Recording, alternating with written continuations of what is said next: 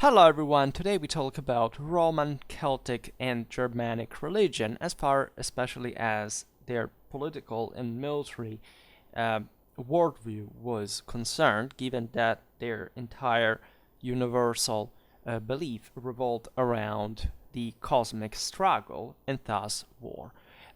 We have seen it definitely in many videos. This is not a debatable thing. It's mostly a modern uh, let's say bad habit, I would say, to differentiate things like um, politics, war, um, even human biology. There is something within it that, for example, triggers me when I read this was a military war, or this is a political war. Why? What is there? This was a commercial war. This was like, I don't know what. War is just a political act. You don't have to affirm that per se. Like the fact that we have been fed actually in an anti-traditional ideology with the notion that crusades were wars of the religion, and all the other wars, including the ones waged by atheists, are not practically, right? So there was something intrinsically evil in this ideology that came about that, created a war that was also holy because, the ultimate objective was to achieve heaven. But what other war in the entire ancient and medieval history wasn't designed exclusively to, get to heaven? Like, this is the point, unfortunately, where we have gotten, right? I would like just to make these videos without premises, just talking about that, but I realize sometimes people, again, subscribe because they don't really know what I'm talking about. They don't really know where this whole thing comes from. They just fundamentally believe that I make videos to support whatever cheap, idiotic, and culturally underdeveloped political opinion they have. And sometimes I address certain topics that should be obvious to anyone who say is interested in Roman or Celtic or Germanic religion in a serious sense. But what you have been told Roman, Celtic, and Germanic religion to be is fundamentally nothing of that, right? And so at every video I cannot make a whole premise regarding to it, as much as I have to lament, as always, that whenever I talk about certain more ethnic topics, people just click on it hysterically because they think that I'm making a compliment to them, because they think that if they belong to the same, allegedly, by the way, to the same ethnic group that, to people from 2,000 years ago, they're somehow personally special or relevant or important, even though they're the farthest from that. And such expectation being the exact confirmation of it on the base of traditional doctrine. But again, this is the the game I condemned myself to, because there is no other way to discuss these specific topics. I still find people, again, that differentiate religions. They think, but probably most people that click on this video are thinking that the Romans had a different religion from the Celts or from the Germans. We're literally at this level of radical cultural illiteracy that I don't even know. Like, of course, schools are completely, you don't go to school to learn these things. And so what are you going to learn in the first place? Nor any familiar background that I know so far. I mean, there are books. There is an historiography about these topics. But again, how many books are there, and how many people are even willing to go there and understanding there is something that they cannot dominate, because that's where unfortunately it gets down to, right? That you want more or less to swallow stuff that's at the same level of your intellectual capacity, if not say just intellective, because frankly I don't consider myself an intellectual, never did. But the problem there is literally a scale where you don't try to improve yourself to the next ladder, but or at least you try, but you're not willing to accept the actual hard work that is needed behind that is hardly comparable to even just a regular job or anything. So it's most people just say, no, because it's not even just that they couldn't do that or they wouldn't do that. It's just they frustrate themselves at the very beginning into thinking that they are less than what they can become. And that's where the entire, in fact, Roman, Celtic, and Germanic ideology revolved around, as far as also politics is concerned. However, aside from this necessary ramble slash complaint slash whatever you want to call it, that you have gotten probably persuaded to this point, if you're still following, we have to address certain topics that, again, are not really a matter of, personal opinion of mine, or, something that is just outlined on the base of a few information, even just the one that I can provide you with here.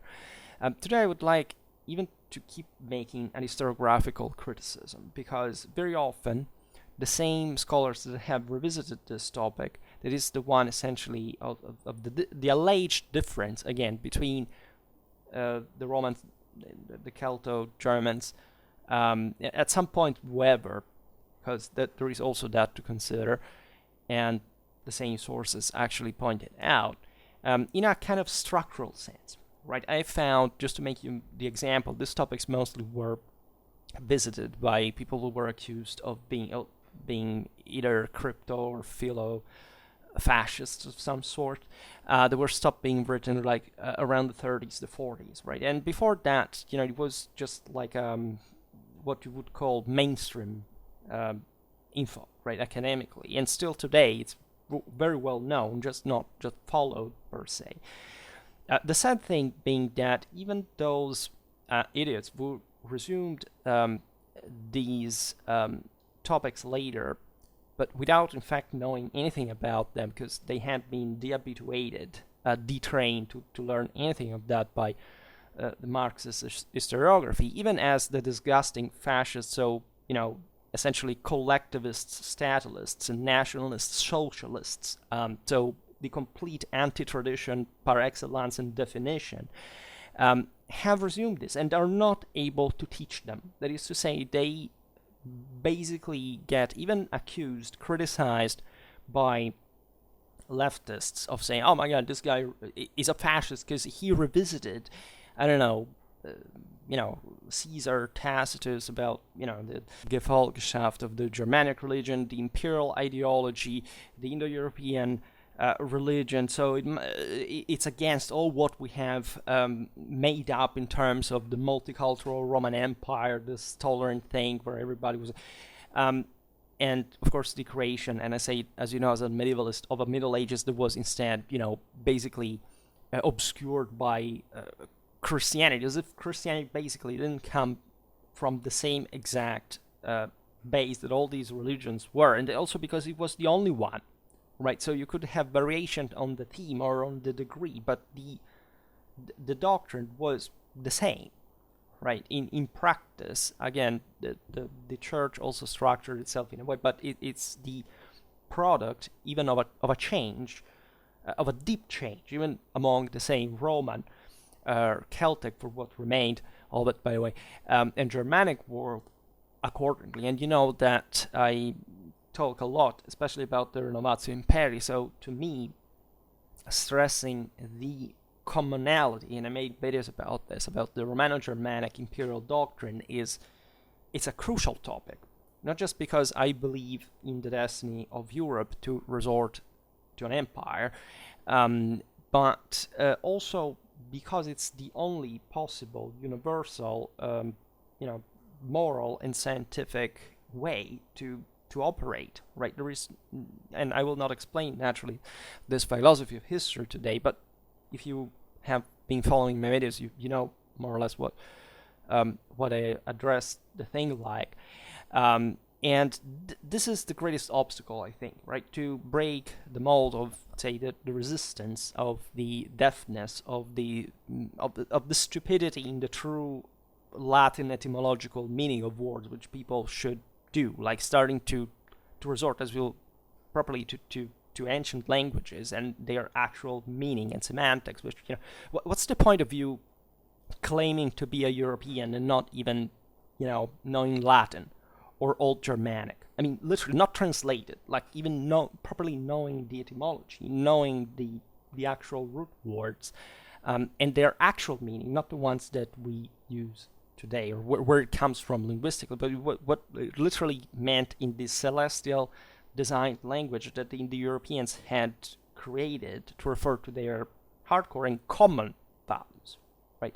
As we will see today, the only difference existing actually among these peoples lay obviously in their different level of development, right? It's not just a linear dichotomic pattern, because as was explaining before, the word ages. So the times in which the Romans were tribesmen was not exactly the same time, not just chronologically, right? I mean, also culture in which, say, the Celts were tribesmen, or the Germans were tribesmen.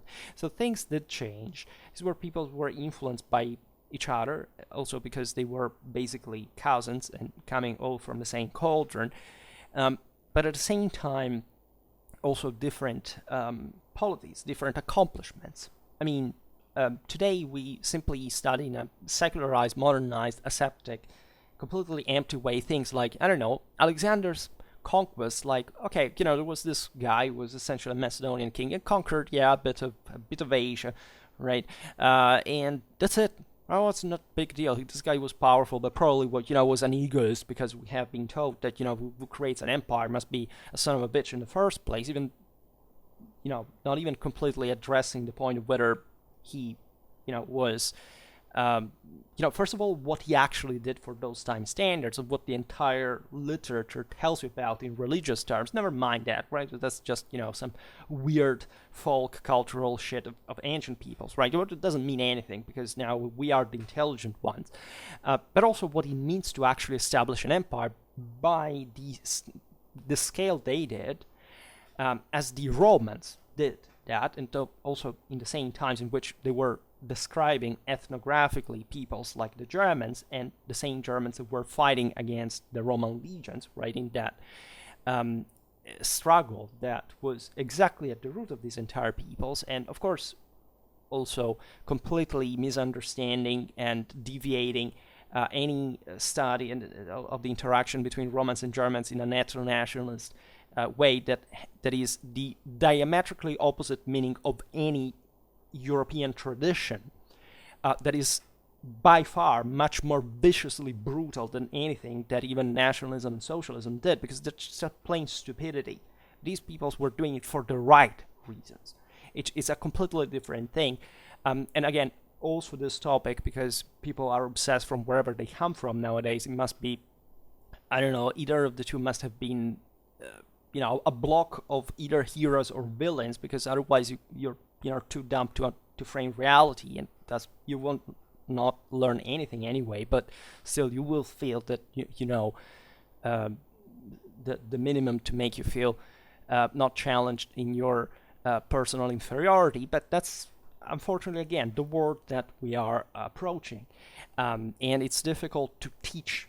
Right, that I never used cathedratic tones on Schwerpunkt, also because it's just a damn YouTube channel, right? But try to say this in an academy and see what happens. Because I must say, after all, at least from where I come from, that universities have not been polluted to the degree of others, like in Marxism. It's actually that's shrinking, right? There is an actual standard where, even when people are not really in the frame set of this,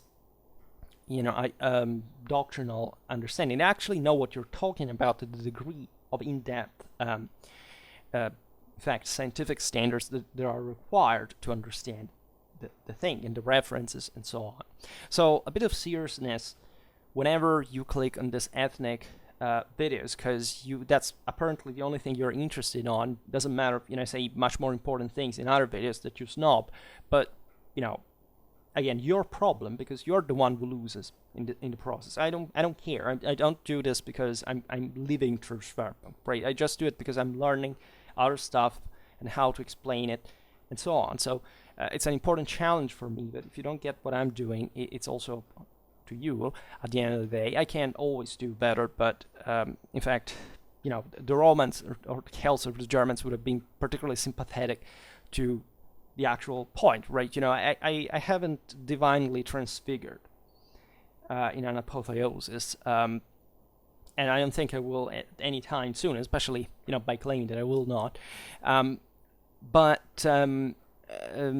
that's the actual point, right? Everything is on us, right? And we are interdependent, but there is definitely a truth, and this truth does not admit personal standards per se, right? Humanity per se has nothing to do with the truth. And if one doesn't accept this transcendental truth, it's not just objective reality, it's also a subjective one, as it should be, right? Just like war, right? It's both objectively, subjectively, again, right? There are things in this world that cannot be, you cannot make relativism on without essentially precluding yourself the possibility of, in fact, immortality. That's why the Romans were doing what they were doing. That's why the Germans were doing what they were doing. Pretty much any other people until a couple of 100 years ago, right? And when exactly the ideologies you think are somehow necessary in your miserable life of an accomplished fourth estater actually are made of, because they've been designed exactly for you, right? For that level of inferiority that no Roman or Celt or German would have ever tolerated, right? And we can again put in Weber, the Alains, the Sarmatians, the Slavs, etc. In any case, talking about the Imperium and the jus armorum here requires a minimal literary approach, because we mostly base this knowledge not, unfortunately, on a comprehensive organic body of doctrine, but on lots of different data that we gather from a broader world.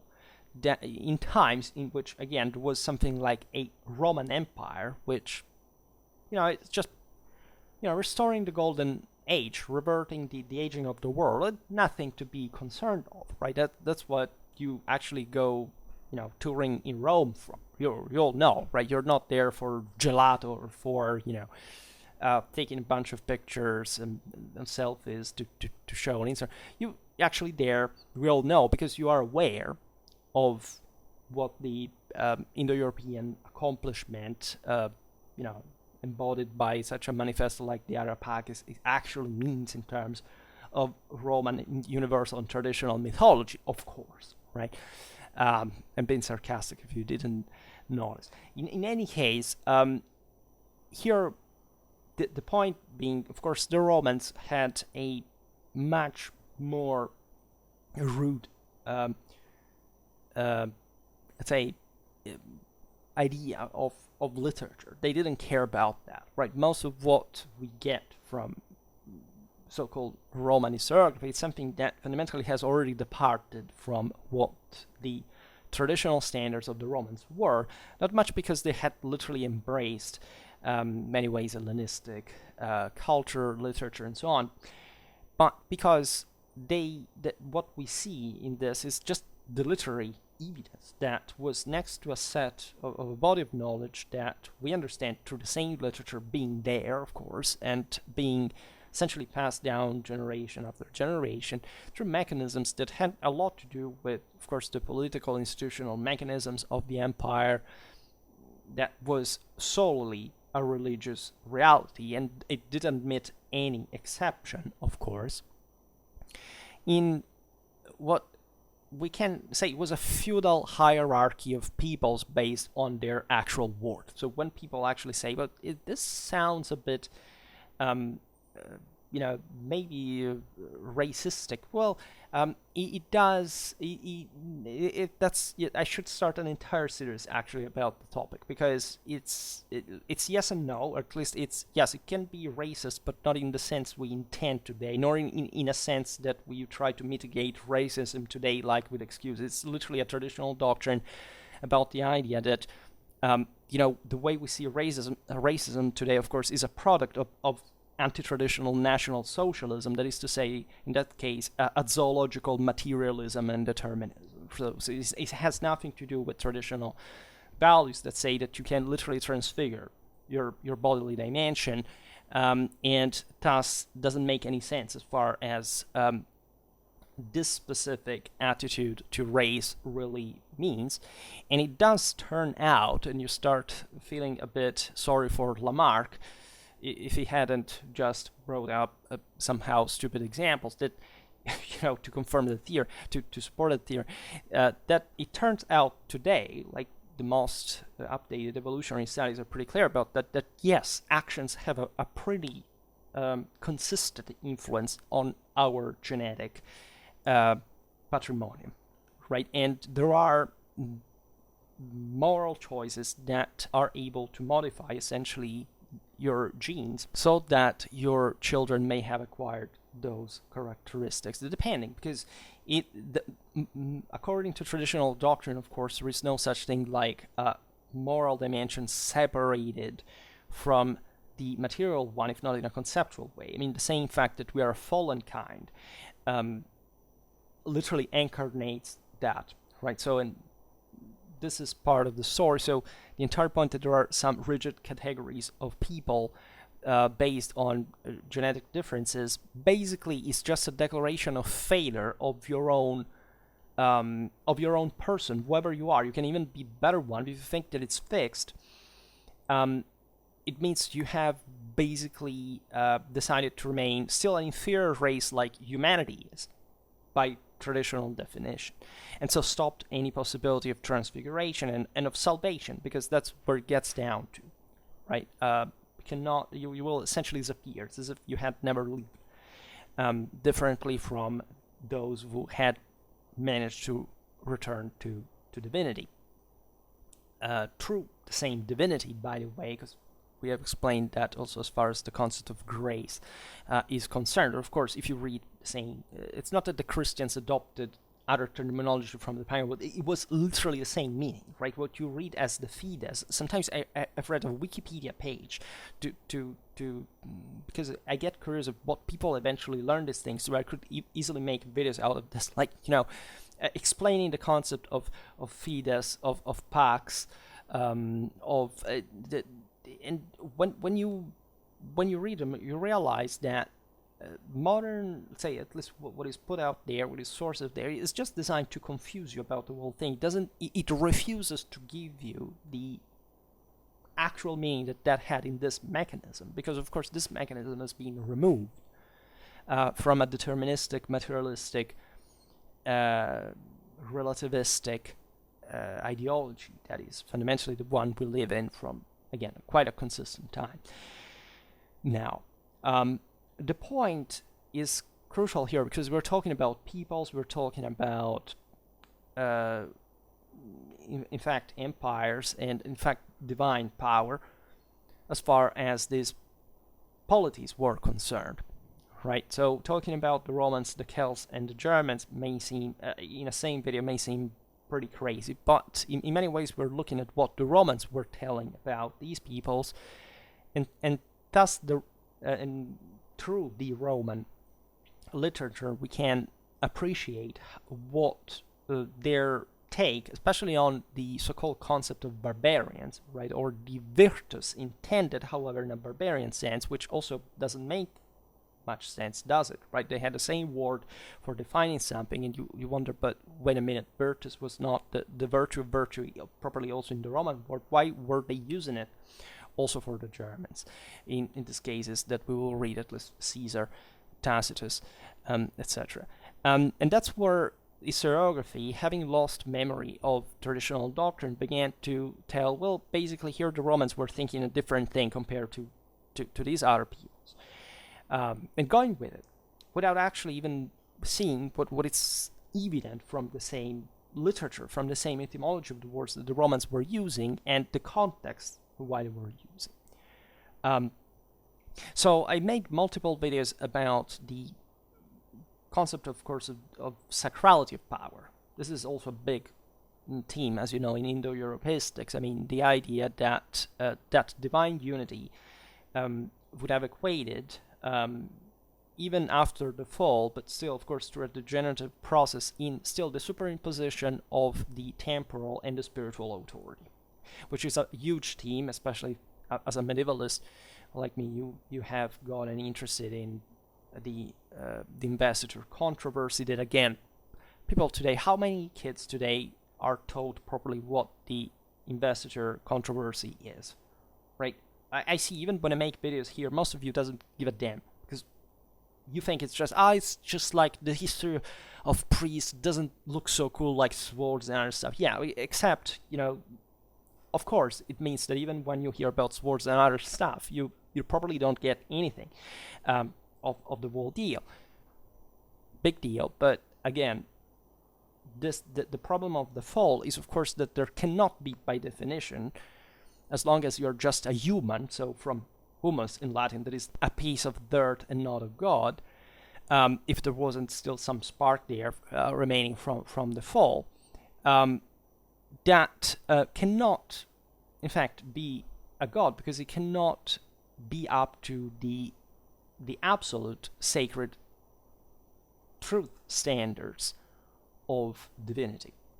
So in the process of political and social development, that is also meant traditionally to bring back to God, and it's not thus intended in an anti-statal sense. Like, I remember here the differences when I say that nationalism and socialism are statalistic, collectivistic. That I'm not saying that statal is a bad word. Statalistic is a bad word. Right? So understand what we're talking about here. It's about the amount of power that you manage to wage functionally, right? In other words, how to rule in this situation, and thus whichever power is created through that is God-given, right? So the fact that we have nuclear weapons today is not just an accident. There has been, of course, a dramatic decrease of individual quality, but it doesn't mean that our hierarchies are not reflecting something of an achievement, right? This is clear also in the Bible,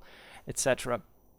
God wants this specifically, because it is really a way of coming closer to that capacity. Then this looks also at the collective dimension that we'll analyze today, because it's not just what the individual does, right? But it's rather about who takes on all this power on his shoulders, rather most of it, which exactly the elite really do. And today we do talk about elites, because Caesar and Tacitus, of course, are describing the Caesar the Gauls, the Celts as well, per se, but already in a light that is interesting. We will look at in other videos, and it is a critical one. Right here, Gaul is being invaded by the Germans and the Romans. So what is happening there is mostly showing through these works to the Roman establishment that Gaul was ready for conquest and Romanization, but in that sense, in that redemptional function that would make, in fact, of Gaul the best success, the greatest success of Romanization. I will not digress, of course, on the consequences of this all, also for the later French history, etc. But essentially saying in Roman, let's say, implicit word, that these had lost their own imperium, right? That they might have even had the possibility of being a strong, united people, but exactly for that they had failed. Now the Romans were ready to take over, but these peoples were also civilized enough to be assimilated. What, however, struck mostly the Roman attention were the Germans, because the Germans were brutally primitive to a scale that, again, today people complain because it said, no, the terrible Roman propaganda that tells that the Germans they were actually prehistoric people. Do you have anything anthropologically, archaeologically, ethnically to say about that? Do you know what actually the Germanic Iron Age looked like? This is again, yet another problem. People do not accept that at different stages, different peoples had different stages of development. So the average approach is If I'm German and I don't like to hear that we were a bunch of primitives back in the day, I will invent that the Romans, are terrible monsters that were doing what they were because, were just the Nazis of the ancient world, right? Because also that's the only thing that you ever heard in your life. But again, don't think that there is any country, as I always say, even in the first world, that is the better one, that has a satisfactory average schooling. I'm not even talking about universities where people don't even learn Latin to study ancient or medieval history, but I'm actually talking about the average person, the average adult.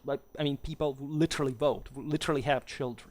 These people at large should be deprived of most of their civic rights, just the elementary ones. Then if you want to vote, you have to pass other exams, because at this point of civilizational development, it's unacceptable to have people voting from that background. It's completely unacceptable. We're talking for about a good 90%, essentially, people living in the Western world, for not talking about the rest of it. In any case, pushing this rubbish back, the Romans were incredibly well posed towards both actually the Gauls, especially in Caesar's case, and the Germans. Right here, again, the average idiot is going to say, "Oh, because there was a genocide in Gaul." This is not true. First of all, there was no genocide in Gaul, right? Killing lots of people ipso facto is not a genocide. It's just another idiotic habit people took. There is practically no genocide in the ancient world, right? The closest thing you got to genocide was actually the Jewish one during the wars against Rome, but it wasn't a genocide because there were Jews fighting for Rome and were also well treated. So it had nothing to do with the causes, what we call genocide, a specific type of killing. No, it's not even a cultural genocide. That's bullshit, right? If the Gauls didn't have a literature, it's not Caesar's fault, right? Let's get things straight here, because these are the hardcore pillars of Western moral, cultural standards, and cannot be made moral relativism. The Romans were well disposed because, of course, they exterminated, they raped, and destroyed, etc. If anything, because there were peoples who were opposing themselves in arms to them, and the exclusive international law that existed at the time was that the stronger had the right to rule on the weaker, right? And it's a bit difficult to see that in terms of power, that again is always transcendent. This is not true even today, right? The fact that we have created institutions to safeguard certain rights, certain establishments, and etc., is not that we are saying we should favor being weak, right? This whole thing is turned towards being stronger, right? And that's where most, in fact, as a right-winger, I can't say it out loud, most conservatives do not understand shit, and just a bunch of, fourth estate or nationalist socialists that should be deprived of voting. Because every socialist is a nationalist and vice versa, by the way, even if they don't know it, or nor they understand in terms of political theory what this even means, of course. But the concept is that, yes, if there are things like NATO or the United Nations or whatever, it's not to piss you off, right? Big powers, per se, if they succeed because they're supported by people, right? And this is true, and this was clear, of course, at the time as well, right? There was no difference between good and evil as far as, success and failure were concerned. Because if you succeeded, it means that the guy who had opposed you failed in some way. This guy always had a choice always to pick up arms, etc. And most people that eventually end up subjected to someone wouldn't. Right? Roman Gaul was not a place where the Romans exterminated all the Gauls and settled in. This doesn't exist in basically anywhere historically, if not until very modern times, where people just can also make an exodus, living somewhere else before getting exterminated. But if they do, it's because evidently they don't have the political and social capacity to resist the aggressor. And the question you should point to you is why? right? This is a very important question to ask us, because first of all, the world is not isolated. It's never a one versus one. So if the world wants to support a country that is aggressed and is able to succeed in defending it, it means that who aggressed failed, because it was not just, inferior, but in this sense it was worse, also morally and culturally. And so a hierarchy of powers is established that the Roman Empire, by the way, is the greatest representation in the history of mankind, because nobody accomplished, in relative terms, what the Roman Empire did, politically, militarily, socially. You can find other empires that were extensionally larger, or that, still scored remarkable military success, but none like in the quantity and quality of the Romans on average in interest of time. There were, even in relative terms, there were stronger armies, where you can measure this even in different millennia. You say you can't compare. Well, you technically can, because if you analyze a conventional fight in which there is a given numerical strength, etc., you can see that, for example, the English armies of the 100 Years' War were the strongest in condition of symmetry, because the French were culturally the same, right, by political, social, technological development to the English at the time. And in history, there is no other army, not even the Roman one, of course, but surely there are also better ones, like, the Dutch army between the end of the 17th, the beginning of the 18th century, in terms properly of economic costs, was the most efficient in history. Were they big empires ruling the world? No, but that's exactly what we're not looking for here. Here we're looking at something completely different. From the top of which the Romans, and this is the most amazing thing, right? And you should just, go to church every day to thank God that, we had a Caesar and a Tacitus that could write about the Germans in the late first and BC and the first second AD century, because otherwise we would have had a very few about them, and not with the insight and the intelligence and the literary quality that you can have there. The point today is, these are a bunch of evil myth creators, of propagandists. Have you ever studied any history of literature of any kind?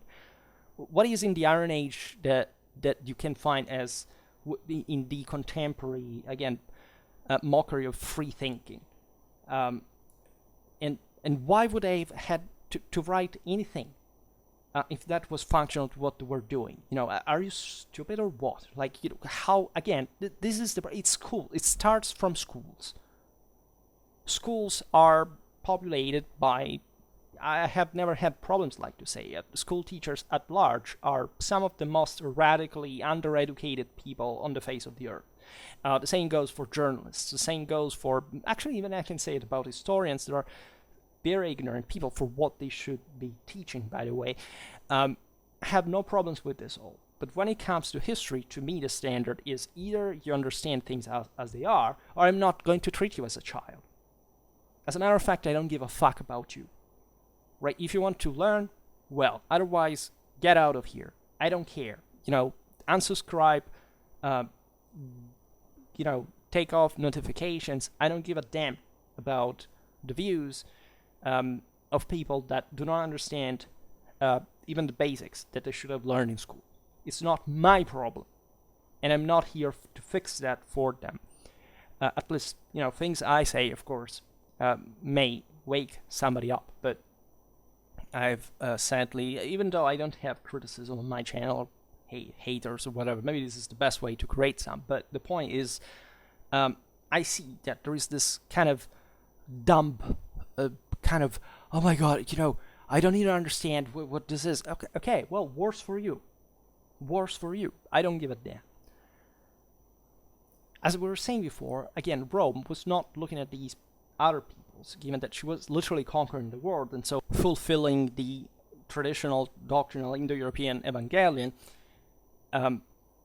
But they were also documenting them, right? And essentially telling us things that always start from this base. That is to say, you cannot simply read Roman literature and not realizing what a Roman already knew de facto. This is what I just told you.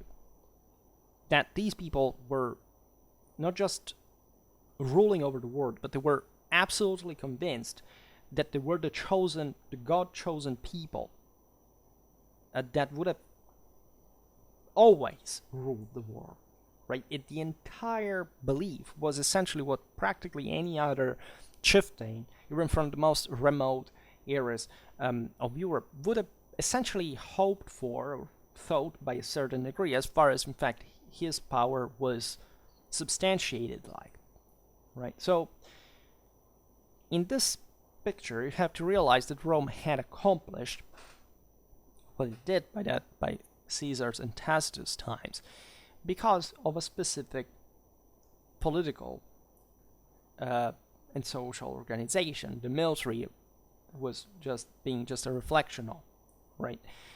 And this order is, again, we split it in these three things, but as we know from the Clausewitz in Trinity, it's all one.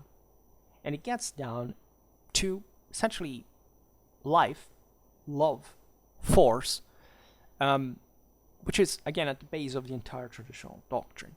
You achieve something, not because as today, this system worked like that, or this military thing was specifically military detail, or this tactics was really the one, like the way they tricked us, because that's the idea. The others were stupid, and it's that you can find magic tricks and formulas to win things without a fort, right? And that's how, again, we send things down like normally in our life. It's a comprehensive thing. Rome had, I made a video about this, about the moral superiority of Roman civilization, and how Rome decided, right, or always knew, because this is an absolute perennial order of things, right? There may be a prophecy behind it, may be a time, given the four ages, and this golden one temporarily essentially being repristinated between, in fact, the bronze and the iron one, that different peoples actually talk about, and that, of course, corresponds to the Augustan Empire. And just for them, this was a given, right? They didn't need to repeat it all the time. They didn't need to, to simply focus on it, also because some would legitimately live in a more, first of all, in a more direct way altogether. The elite was much more aware of this all. The plebs, of course, was much more oblivious. But especially to this elite that was writing, and was writing for a specific purpose, the meanings, right, of political international interactions were quite clearly based on that background. What do we talk about today? Well, we talk about the most elementary forms of political power. Caesar, while talking about the Germans, introduces us to the warriors who had left their villages in the most disparate wounds of Germany to run into the service of Ariovistus, a king, because the term famously enough is rex, that in Latin doesn't have an article, so it is just one of these chieftains, basically, of the greater Swabian Confederacy that had been migrating from the Elbe to, which is also an interestingly Celtic influenced name, which also tells you what the Germans were already able to receive in terms of hierarchy of cultures from peoples like the Celts that were surely more advanced than them or civilized than them, but also politically looser, right? They were very much more similar in stage of development, say, to them than the Romans were. But in this sense, in the 10th century, you have a Saxon emperor that decides that the only possible empire is Roman, nationally speaking, and that's how effectively the Germans called themselves in the Middle Ages, because Rome had done the thing. You don't represent the Golden Age just, by chance, every once in a while. This was a huge deal. Still in high medieval times, even after the collapse of Rome and practically the disgregation of powers that was never re-achieved by Augustan standards. In fact, the latter were the only possible ones over which any empire could be built, maintained, but even more, right? This was just the same Roman Empire, because there was at that point no other type of empire but a Roman one in universal terms, that you could start this thing from. Now, why does Caesar talk about this? These troops that essentially gathered around Ariovistus to invade Gaul, as you know, and seeking, in fact, was the reason why the Romans fundamentally intervened in Gaul, is that they had been always interested in the area. They had essentially peaceful relations with some peoples like the Aedui that were traditionally Roman allies and so on. So, of course, the Romans didn't have anything in particular against the Celts per se. And speaking of genocide, by the way, who had, in fact, asked for Roman help against the Germans that were leaving their expansion phase and from Northern Europe were fundamentally expanding towards the center, the west, especially the Cimbrians, the Teutons had already been crushed in Southern Europe by the Romans, but after having toured wildly, as you know, in Gaul, so showing also the Romans the weakness of the system. And the Romans were not even radically interested in Gaul per se. As you know, Caesar wanted to do the same thing he did there with Dacia, but he was given command of another province, so he chose Gaul instead, right? And the situation was serious because the Germans had already proven to be quite of a pain in the behind for Rome, and even though they weren't essentially threatening what Rome had established by that point as a wall, they could still create a lot of pressure and problems and turmoil. So the Gallic War of Caesar is a great success, not just for the broader Gallic dimension, from a Roman point of view, of course, but for also the Gauls that at that point surely lived in a much better reality in Gaul than under the Germans, who weren't at all going to treat the Gallic peasantry any better than the Romans were doing, as a matter of fact, nor making them spring to dramatic levels of civilizations like the ones achieved in the following centuries, the Roman conquest. But it was also a great success as far as the fact that basically the Germans didn't attempt to invade Gaul for many centuries after that.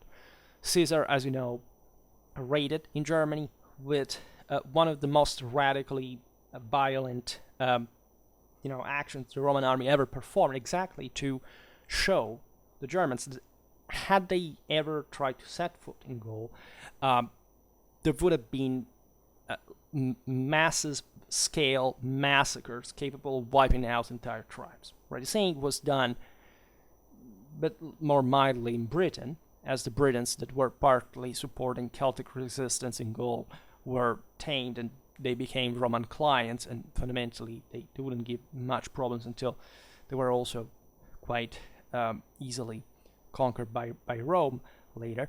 So the Gallic Wars, of course, have a particular charm on their own, but aside fact there from the episodes, from a literary thing, if you don't get the actual political and strategic meaning of those campaigns, what's the point of even reading it again? So it was important for Caesar to explain naturally what Ariovistus had been doing, because eventually of the Battle of Bibracte, the Roman victory, and this expedition across the Rhine of the Romans, etc. It was a massive show of Roman also military engineering and more to show we are the ones, right? And the interesting thing is, of course, that Ariovistus was still dealing with the Romans in that kind of, I'm also very powerful and I don't bend and whatever. And instead, you know how it ended. So as you see, everybody was trying to do the same thing, except the Romans were doing it better than the others. The important element of this Gefolgschaft is the heterogeneity. This is what we look at. These were essentially war bands who were really and spontaneously coming from the various areas of what was known by the Romans as Germania, that came, of course, to support Ariovistus' forces that were instead more like they had a central bulk, right, of of people, and we can't see there again also Celtic element and more, and that, however, were used to unite just like that. This is a behavior we have seen often in Central and Eastern Europe, even sometimes up to very late in time. Think about the Tartars, whenever an Ottoman army moved, of the Cumans, even with the Hungarians. So in the Iron Age, of course, things were much more unstable in the same Central Europe, and it was completely normal to have these war bands that the Romans would still also essentially hire as mercenaries at different times, as it would happen with the same Germans in Caesar's army, right? With the were given even the Roman horses and kicked the Gallic horsemen's asses, even though they weren't even particularly collectively trained, but were quite impetuous and somehow more brutal than even the equestrianly obsessed Gauls, that for this reason, however, and contrarily to what is commonly believed, they didn't actually have much of a powerful cavalry in qualitative terms. They just had a lot of that, and that can still be a problem, militarily speaking, but in terms of collective training, they weren't really that much. In any case, these warriors, coming from, again, what we have already seen as the comitatus, right, as so wandering military brotherhoods of devotees to a specific chieftain that acted there as a medium of divinity, and we'll more of that later, were the norms next to the more sedentarized agricultural, in fact, Germanic communities in this case, but that was, again, normal, Celtic, and even, as you know, in Italic culture. Romulus was one of these leaders, as a matter of fact, and the behavior, again, of leaving your land because for some reason you are mostly young males needing to vent their hormones and, being born in places where there is not enough resources to satisfy everyone. Right? In order to enter manhood, they had just to prove to have the Imperium in some way, and so went out exterminating, killing, and raping, like all these peoples practically did as their only activity, and just, if successful, settling down in a way after having exterminated the man, having, in fact, let's say, married, wed the women. Let's put it in this romantic way. But women were okay with that to the extent, of course, in which, again, God had decided that their previous men were the weakest one to be chopped to pieces on the battlefield. So the men who had killed them actually were better, and that's also what the rape of the Sabines legion tells you explicitly. But this was true also for children.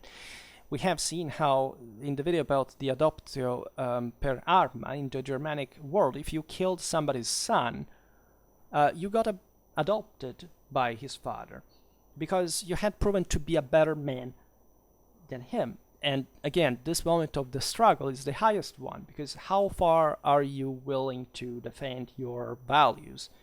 If you just step down and you don't even fight for them, risk your life for them. Is there anything, is your life more important than God's, right? So the truth and the right reason. As, Shiva says to Arjuna, what's the problem? You're a warrior, just fight, right? If you die, essentially, there, it's not just a matter of heaven. If you lose, you basically have you have been given like the divine a response there, right? If you win, you will rule the world, right? So, of course, traditions were adapted to make it sound like if you die, fighting for the right cause, you will just go to heaven. It's technically not exactly like that. It was the ultimate trial, and there was no half ground, right? So it was completely normal for all these peoples to behave like that. If you lost and you were left alive, you didn't belong yourself to yourself anymore. You were a slave because you had again proven that you factually could not defend yourself, right? So this was the logic underlying any of these cultures. And in this sense, you have to appreciate also what the standards that we're discussing here, as far as the achievements also are concerned. So the description that is given of these warriors is men who have broken ties with their own people. We have seen it in the video about the berserkers and the Ulfednars, right? That for some reason they are practically ostracized and or emarginated, or simply they decide to leave, to abandon the Sippe, so the agricultural sanitary community ruled by collective law, etc., and to go out there in the world, but meant in the obscurity of the world, right? Wherever there was a political rule, there was light in a sense. And outside of that, it was the only place where you could practically go to die and be reborn, which is exactly what happened in the traumatically brutal initiatory rites in which let's say an important amount of people died regularly to be part of these war bands, to essentially awaken the worst spirits within you and crushing them in battle in a sort of ascesis, and in order to accomplish that transfiguration, and or at least to acquire more power that would be God-given thanks to this struggle and victory of yours, according to traditional doctrine. And Caesar says that, of course, these had put aside, in fact, the agricultural life, and they gave themselves only to war. Naturally, it's obvious that the Romans were describing these Germans in ways that, as we will understand better now, was already a bit modern and secular compared not just to what the Germans thought at that point, but to what the same Romans had been before, right? Which you can argue is the same reason why these systems, again, gentrified, softened up, and eventually collapsed, because they couldn't keep up with that standard. If it wasn't for the fact, again, that after Rome, nobody could, again. And so the thing was much more of a bigger problem, because, again, this is not like a Victorian 19th century set of random, powers fighting against each other. This power is sacred par excellence. So what Rome had achieved was seen as so big, because it had reached a universal scale, to have, again, literally represented through that light the Golden Age, according to the old prophecies, as we've seen before. So what was there is, you understand, a negative bias towards these warriors. After all, Caesar, Tacitus were perfectly aware of who Romulus had been, and how, of course, the thing had followed. Of course, Romulus is the perfect example. He succeeds in everything, and he manages to transfigure divinely himself. These peoples were, of course, seen under a different light in the measure in which they lost, which was true also for, say, a failing Roman general that thus lost the entire reputation, and not just because he wouldn't be able to draw more resources from as a warlord for his clients and so on, but because literally was believed that God had not smiled upon him, because he didn't deserve victory. And of course, in every political, military, and social endeavor, you cannot really separate, as you were saying before, as far as the international order is concerned. But this happened. It's just an excuse, right? Why didn't you cope with that, right? And because all these enterprises, at the end of the day, are achievable. Like, there are even minor ones. Here we're not trying to literally rule the entire world single-handedly. Even Rome achieved this by a scale just through the centuries. So if you even fail against a bunch of, again, prehistoric peoples, the thing wouldn't be particularly good for you. Actually, Varus was criticized not much because he was a bad administrator, but that he lost in the Battle of Suderburg Forest because he had actually been kind of nicer toward the Germans than the average Roman governor, that instead had that pretty cold, practical, incredibly pragmatic behavior. Like the Romans always had that, if these guys rebel, just repress them and don't give a damn about them, because these are not like the bunch of Syrians that you just gained to rule from your cursus honorum.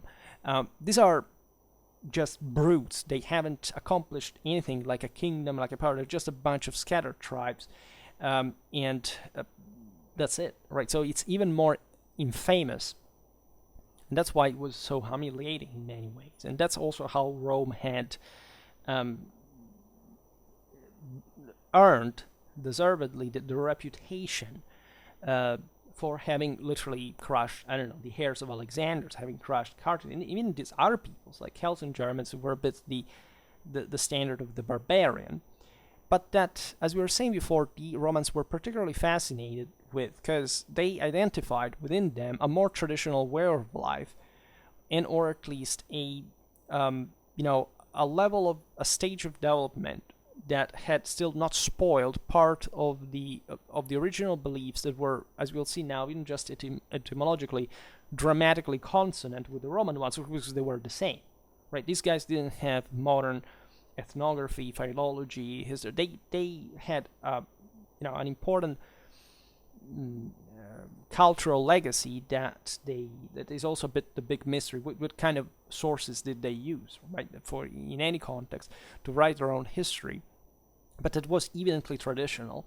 It was evidently oral. As we were saying before, the Romans despised literature up to very late in time, but that their life was and culture was in fact so permeated with overall, just by simple behavior and what they had been taught, that they were able to recognize in the courage, for example, of these people. That was, however, lacking something, and that's where historiography has fooled itself in thinking that the Romans were just being posh about it and not actually describing something important that is actually Clausewitzian theory. I also made a video about Caesar's religion to that matter, and that really blows your mind, because you realize that practically the Roman religion had already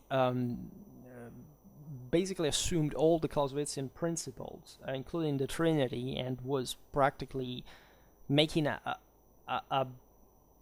new religion about that on the base of a essentially clanic nobiliar cult like the one of the gens Julian, specifically of Caesar, really were. And Caesar is the same guy who was telling us about the Germans. So while claiming divine descendancy from his side, and do you think that the judgments here are just random, or banal, or secular, or stories, or propaganda? Have you swallowed your brain in the process? Do you realize we have a text written by a person like Caesar, and what this means? I doubt that. Like, you're told, but you literally haven't the palest idea of that and what it means. I would like to go that beyond, and we're going step by step. Just we must make enough videos to cement this aspect. Passing to Tacitus about these German warriors that surely hadn't changed, as you understand, from Ariovistus to, in fact, to the 1st century AD.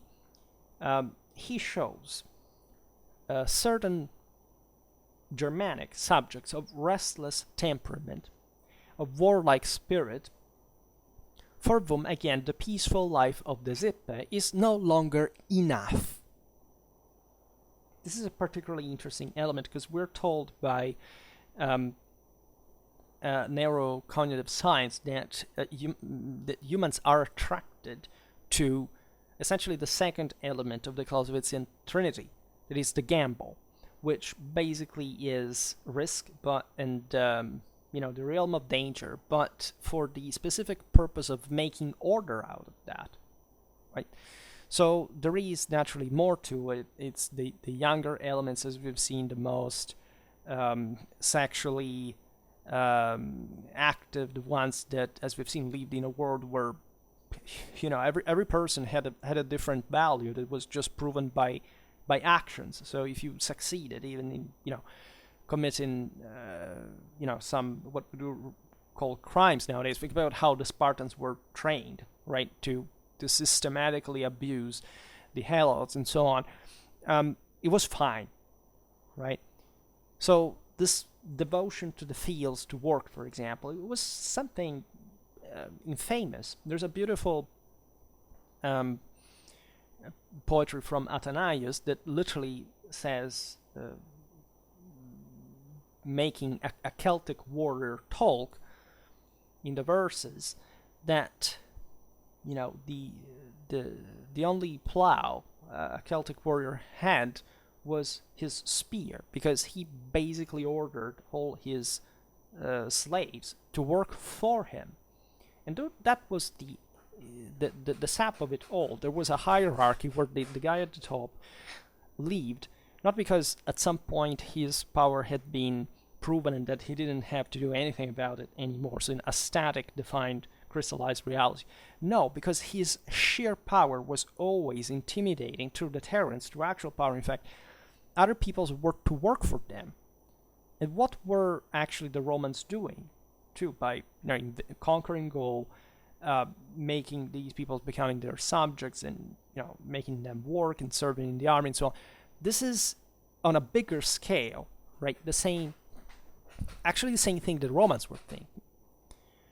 But again, even in Tacitus, there is a slight negative bias towards this activity. Why? We will explain it now. So we're talking about the devotion to the fields, to the animals, to look after, to the good moist earth where the fathers slept, right? So men who, like these warriors, were never loving work nor peace, for which for them is synonymous with lazy and boring idleness.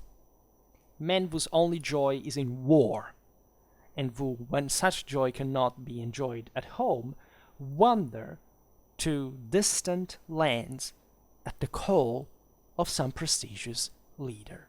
If you're interested in the passages here we're quoting, it's Caesar's Commentari de Bello Gallico 136.7 and 4.1.4, and Tacitus Germania 15. Right, so there is a consonance that, as you understand, is just looked upon with, you have land, cattle. Why do you actually want to make war all the time?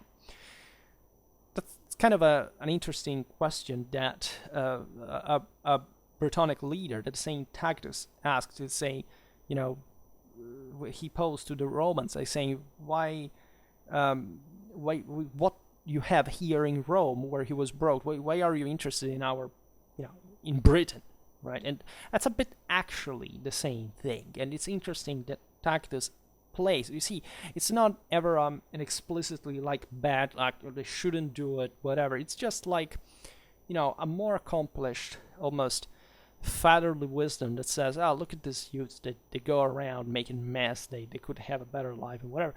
And this is not just about the usual, at that point, Roman, even otium, relatively to the life in the villa, in the countryside, for which even the great noble senator who had been a military commander and whatever would have to return to in time of peace, taking care of the holdings of the slaves, of the agriculture, literally being an agronomist. There are very interesting Latin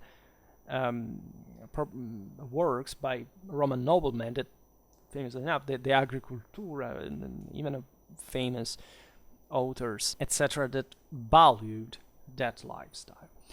The difference is, of course, in the type of system. The Roman Empire was essentially a massive feudal state ruled by the senatorial elite who owned massive latifundia in some of the most fertile regions of the Mediterranean. So it's obvious that these men that had definitely much more to do than just looking after their villas individually, were somehow romanticizing that bucolic life and attributing to it a great value and so on. And this was just kind of like in pre-industrial systems, like in sedentary societies, the obvious, right? Also, the Germans were fundamentally sedentaries at this point. Later on, they would revert to semi-nomadism, as you know, during the migration era. But at this point, say it's fair to say that the average German was a peasant, fundamentally. He was just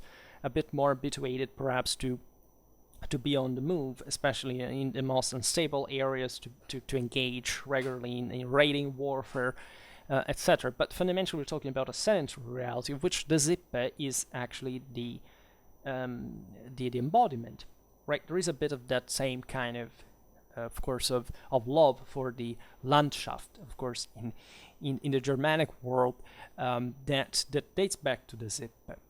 But it's not all, right? It's not all as much as the Romans would be engaged yet in the next conquest, and the Germans in the next raid, right? The difference, of course, stands in the fact that the reason why the Germans moved, as we've seen before, like other peoples, like the same Romans had done, say, in the legend of the foundation of Rome, but surely in their Italic background, we know it's witnessed historically very well, since the Indo-European steppes moved, because they needed fundamentally land, but not just land, of course, people to conquer. And so they had necessarily to be warriors in order to rule over these peoples, because otherwise you can't rule alone, or even just with your nuclear family, just an empire. It's pretty obvious. Hence, you need the hierarchy, you need the empires, you need something bigger, which is what fairly the Celts, the Germans, had been sought to do themselves. After all, if you look at the Gallic society, was famously enough part of the reason why it had weakened to the point of essentially being taken over by the Germans. It is that the average Gallic peasant was already de facto a serf under essentially a nobleman, right, a great landowner.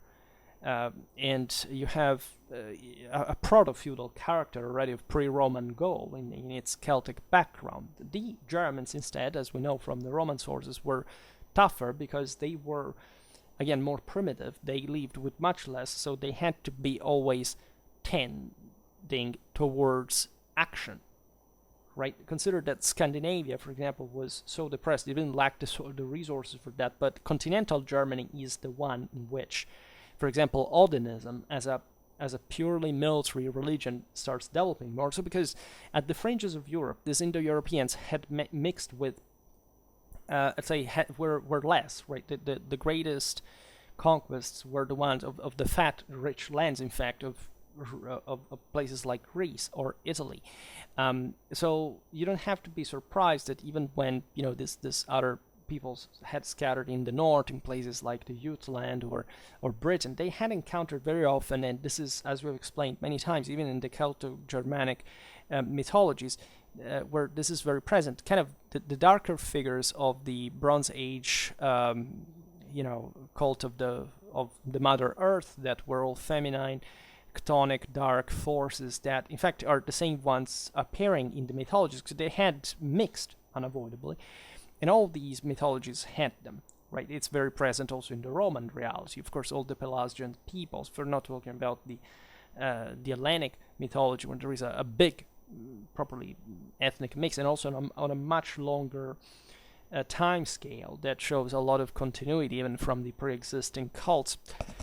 So what I mean is that none of these peoples had just either Uranian or a chthonic dimension. They were present both, and to this properly the warlike and the kind of more peaceful political social background existed. That's the difference between the Comitatus and the Sippe, right? That's the difference between a Roman legionary and a Roman, another average Roman citizen.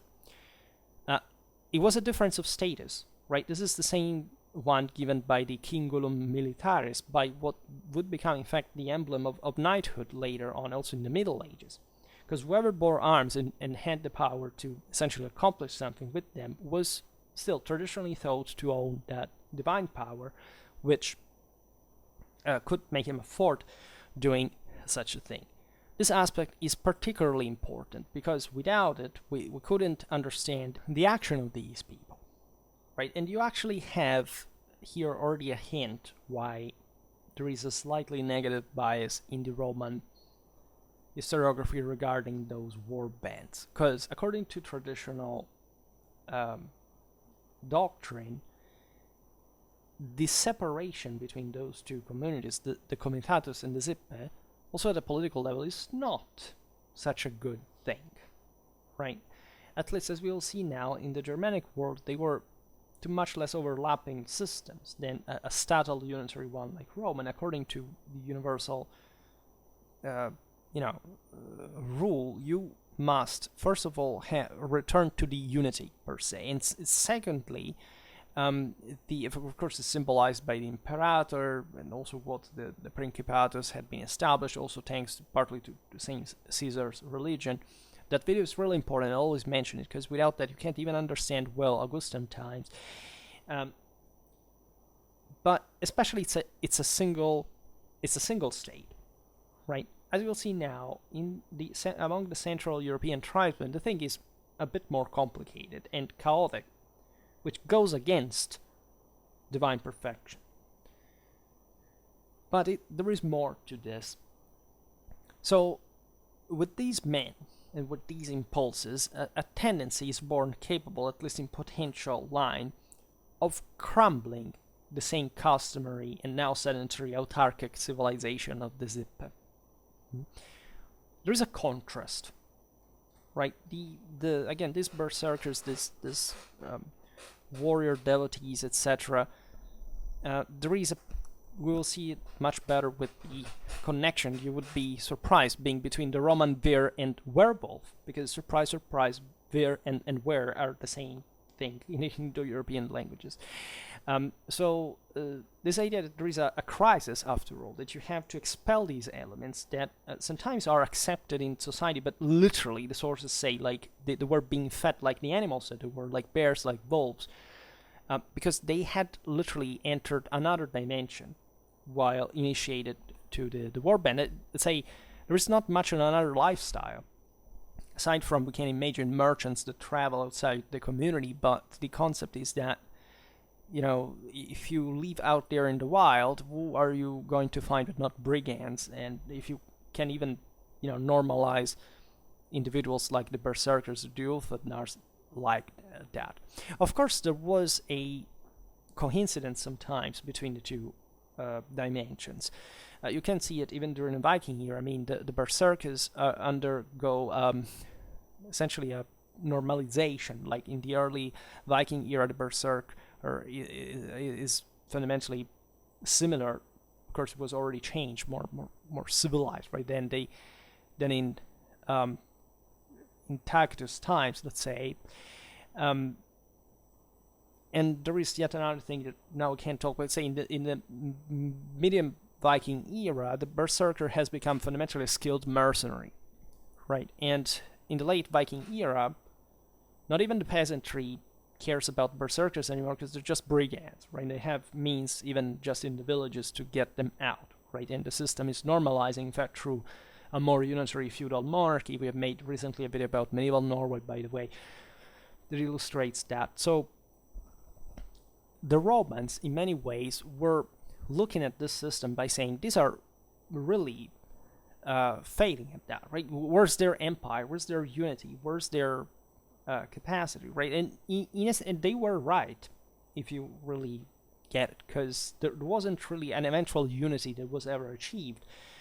These are peoples who were gradually Romanized, even in the outskirts of the same Roman frontier. They managed to take over the western half of the empire, to rule in essentially Romano-Germanic context, with actually most of their peoples blended with the Romans, and just the elites remained Germanic, but even they're marrying to the senatorial at that point become episcopal one, because before the Gregorian reforms, of course, bishops married and had children legally.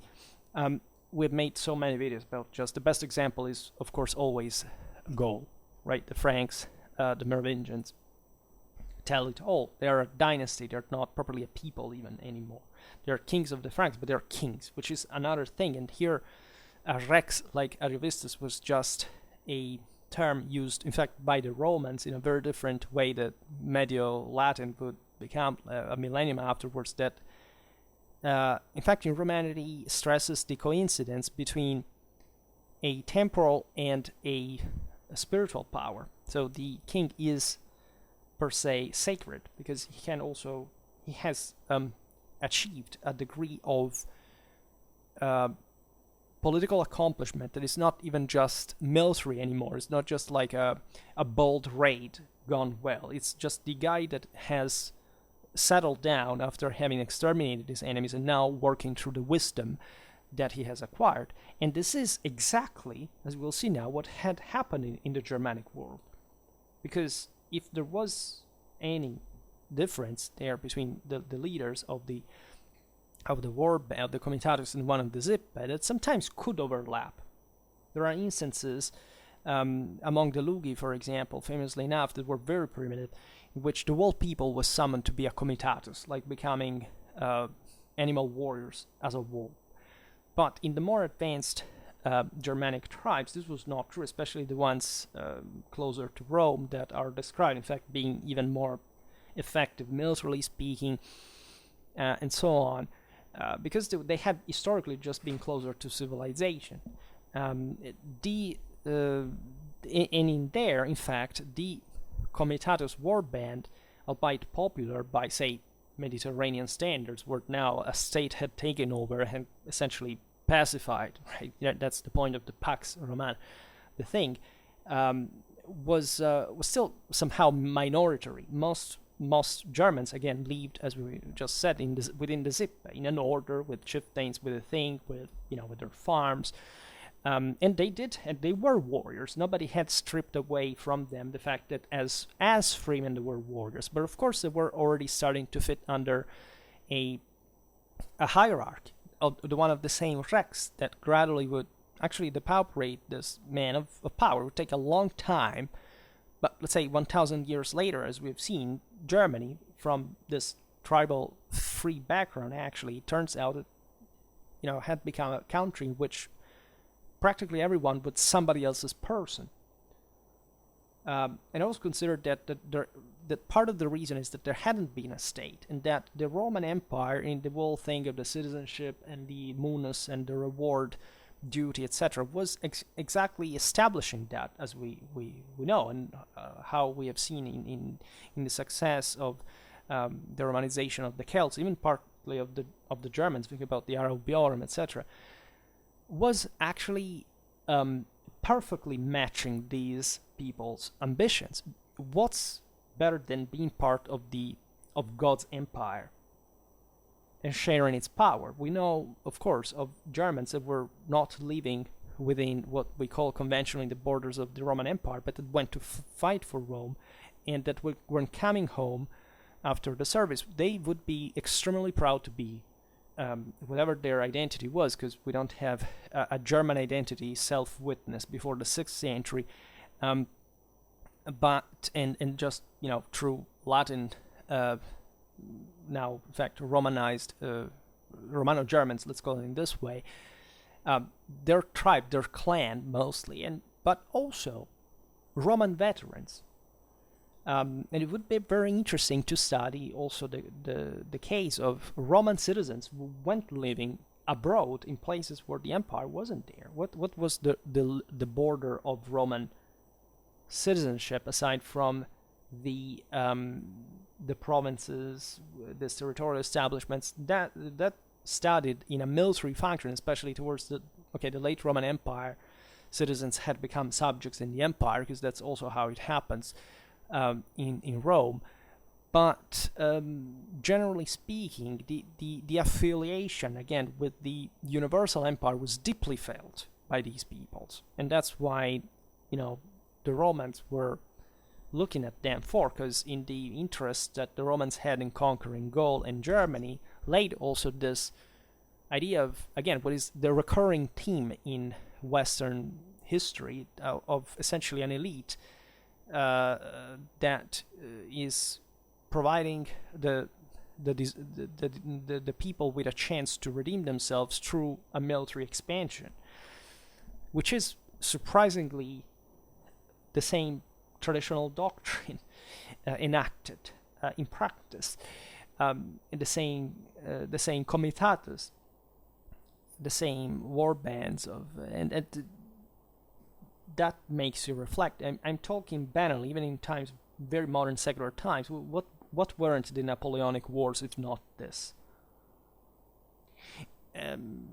Imperial eagles aside, I'm literally talking in a political, social sense.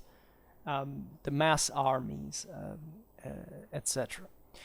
Of course, in a mechanism that was gradually disgregating the same traditional standards, but that also, by the same traditional standards, was always posing the same question. If you had higher standards, why didn't you enact them to stop, in that case, kind of the revolutionary spread and the anti-traditional values, right? And that's a question you can pose yourself in any age, at any time, whoever you are.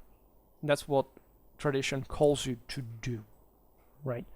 And some of the greatest successes, in fact, of Western civilization derives exactly from the exploitation of the best of the modern and best of the traditional. Look at the German unification. There is a reason why I use the avatar that I do, in case you didn't realize it, right? So it's a bit the same concept, again, happening even here. So the Romans are noticing such warriors, their feelings to leap to the proscenium, if you want, such as ambition, the desire to excel and to command, the love of adventure, the thirst for riches, the taste for emotions, the boredom of normal life punctuated by the usual humble occupations. An errant knight, as you were saying before, because knighthood comes straight from these values, but that reflects actually a civilizational need. Do you want just to remain in your dirt, or do you want to have more? And what is life otherwise? Because you're gonna die much sooner than you think. So do you want to accomplish something, even maybe living less, as the life of this man was one of the most brutally short that you can imagine.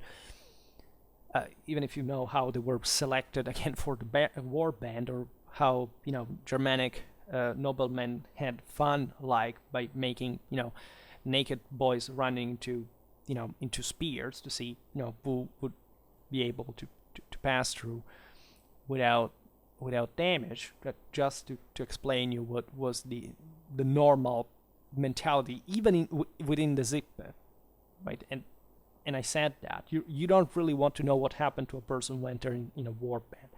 And the logic of this system is very clear, because while the Zippe is dominated by a power that fundamentally tends to self-perpetuate itself on the base that it's accomplished, even though of course it's tiring to prove all the time how powerful you are, and so you tend to lazy down, and that's the destiny, that the second principle of thermodynamic, and that's literally what the same Germanic mythology says regarding the storming of the Asgard, the age of the wolf. The world is aging, right? Everybody's aware of that, and that's why the Romans were such a big deal in terms of, we thought that just ever smaller empires would occur. Instead, this thing was the peak.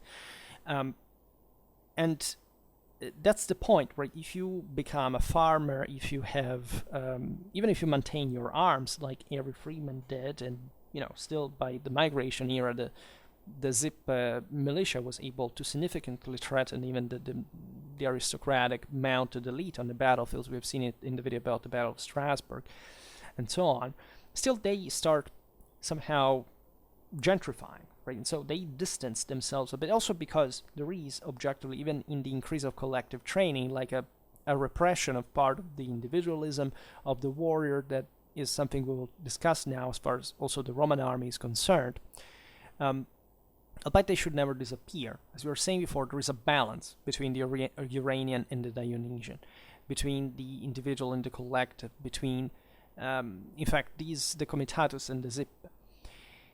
The best is when these things cooperate, when there is an order, right, especially the military one. The same Germans accepted being entrusted power in times, in fact, of war, right, also as a political one, essentially. But being there, and this was pushed by the royal lines that were trying to establish themselves dynastically, quite timidly in the early Germanic world, right? Nothing like it would happen again with the Merovingians that is basically would have shocked anyone. It would have been completely unacceptable in Tacitus times. Of the idea again that there is some divine descent, of course, of the great heroes. This is present in all the mythology, of course. The As and the Van and so on. And that, however, is stock that is always prone to degeneration, because even the Asgard is made of the gold made by the Nibelungs that has been touched thus by non-gods, and it contains itself a curse, right? And these legions recur. Just think about the other day we were talking about the Skordisky and the sack of the cursed gold of Delphi, and so the front against the universal order. So there is, as we've seen in the video about the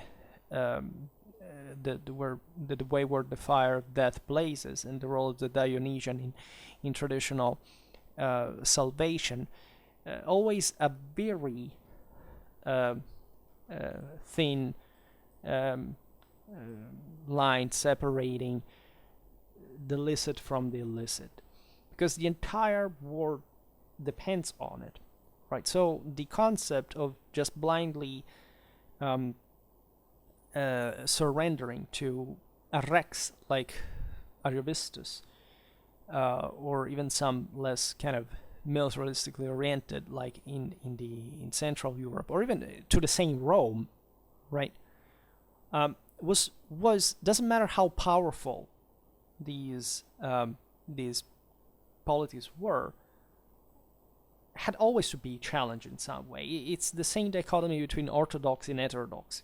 There is a strong orthodox bulk that obviously represents kind of the best overall, but people are somehow weaker within it because they are living better, they have more, and so they get lazy more. And there is a fanatic fringe that is violent, that is brutal, a bit like the comitatus, but we can find it in many ways. Think about the Ismailites compared to the Abbasid orthodoxy, the military character of them, certain specific, even just religious ideals, right? And always keeping up with the system. So in a way, even the resistance to the Romans at the outskirts of the empire, it's not really a matter as people see it today. There was a people who was oppressed. Like I found a guy who. Okay, let's not talk about examples because they're just really miserable. But when you remain half of a millennium under someone, it's not because you're waiting, with the clepsydra at every second, say how much time it lasts before I can get rid of this guy. Like, more or less things change, right? The Gauls began to speak Romance. The word was modified, and when we see even the fall of the Roman Empire, even as in the 5th century, nothing fell, if not just some western provinces. The question is, what is what does it mean in terms of the people who have decided to live in it? And this doesn't go like just as a subservience. This goes as we want to support this power to do something. So it's not surrendering to fate, right? We all largely do it, right? But at the same time, we all provided with the sense of, but I still can do something. I still can challenge the establishment. I can still do better, because that's what at the end of the day you think about. And that's how we keep things going. This is what motivates us. It's what, let's say, really makes us wake up in the morning. Because what would be the purpose of living in the first place, right? It wouldn't make sense otherwise. And so if this is the true meaning of existence, it's obvious that the most energetic elements of the society, or the ones that wouldn't fit, that had something to say and that were ambitious enough to even reject it, to be reborn and create a new one, would abandon a community like the Zippe, or even like in the Roman Empire. Like you were, after the Marian reform, a proletarius. You had nothing. Literally, what did you have to lose? You could enlist, becoming a legionnaire, hoping to have some boot from that, and to be socially promoted, to have land after that, and to be part of an important clientele.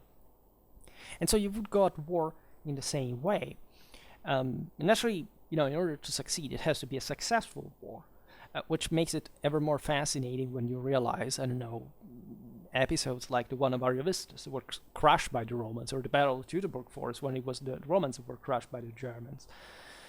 And the same, again, success of the Romanization of Gaul, that you can hardly see, but just as a Roman accomplishment. It was an overwhelmingly also Gallic accomplishment for Rome, which wasn't done just Zipotus war, also because most of these provinces remained, again, for half of a millennium under Rome without really, even when autonomizing themselves, think about Tetricus, etc., they're not really thinking that they wouldn't have to be under Rome. They at best wanted, some more local autonomy. So the question is as you understand, double-threaded, never so simple as you would make it otherwise. In any case, going on, there is a very specific feature of this belief. Tacitus, while speaking of the strange wicked warriors stationed on the upper course of the Weser river, points out that they are used to fortunam inter dubia, virtutem inter certo numerare. In other words, they essentially, this is the traditional concept of selecting the best ones through the aforementioned peril. Again, the second element of the Clausewitzian Trinity. The military, just per se, is attracted by the gamble, right? And this makes it better, because if they succeed, eventually they will have accomplished following their own instinct and so on. It's not just the military per se, because again, you cannot separate the three elements from one another. But as we've seen, the comitatus seemed, like in this case, the most obviously attracted to that kind of gamble, right? So the obvious reason like that is the traditional concept that fate doesn't quite exist per se, right? It can actually be bent. What Caesar did in his own religion was literally coming out of the res publica, so even just the sacred space of the same, and saving her, right, through the support of the goddess Fortuna, that in the Roman mythology is mother and daughter of the gods. Think about it. So the entire systems depend on that, stressing that the military element was necessary, the gamble was necessary, because fortune doesn't simply smile you. You have to literally chase her, right? And Caesar told that, like in his commentaries, it's vividly described how close he went to defeat multiple times, notoriously enough, but how exactly Caesar's devotion towards Fortuna helped him himself, and Fortuna smiled upon her. So this is a typical military notion, that even when you are under the greatest horrors, the greatest pressure, the greatest difficulty, you never have to stop having faith, and this in what your intuition is. And this is a Clausewitzian concept. Because von Clausewitz tells exactly the same. He says, do not come back your way. Even when you see that you have made a mistake, of course, if you can properly proceed, you have to invent something else.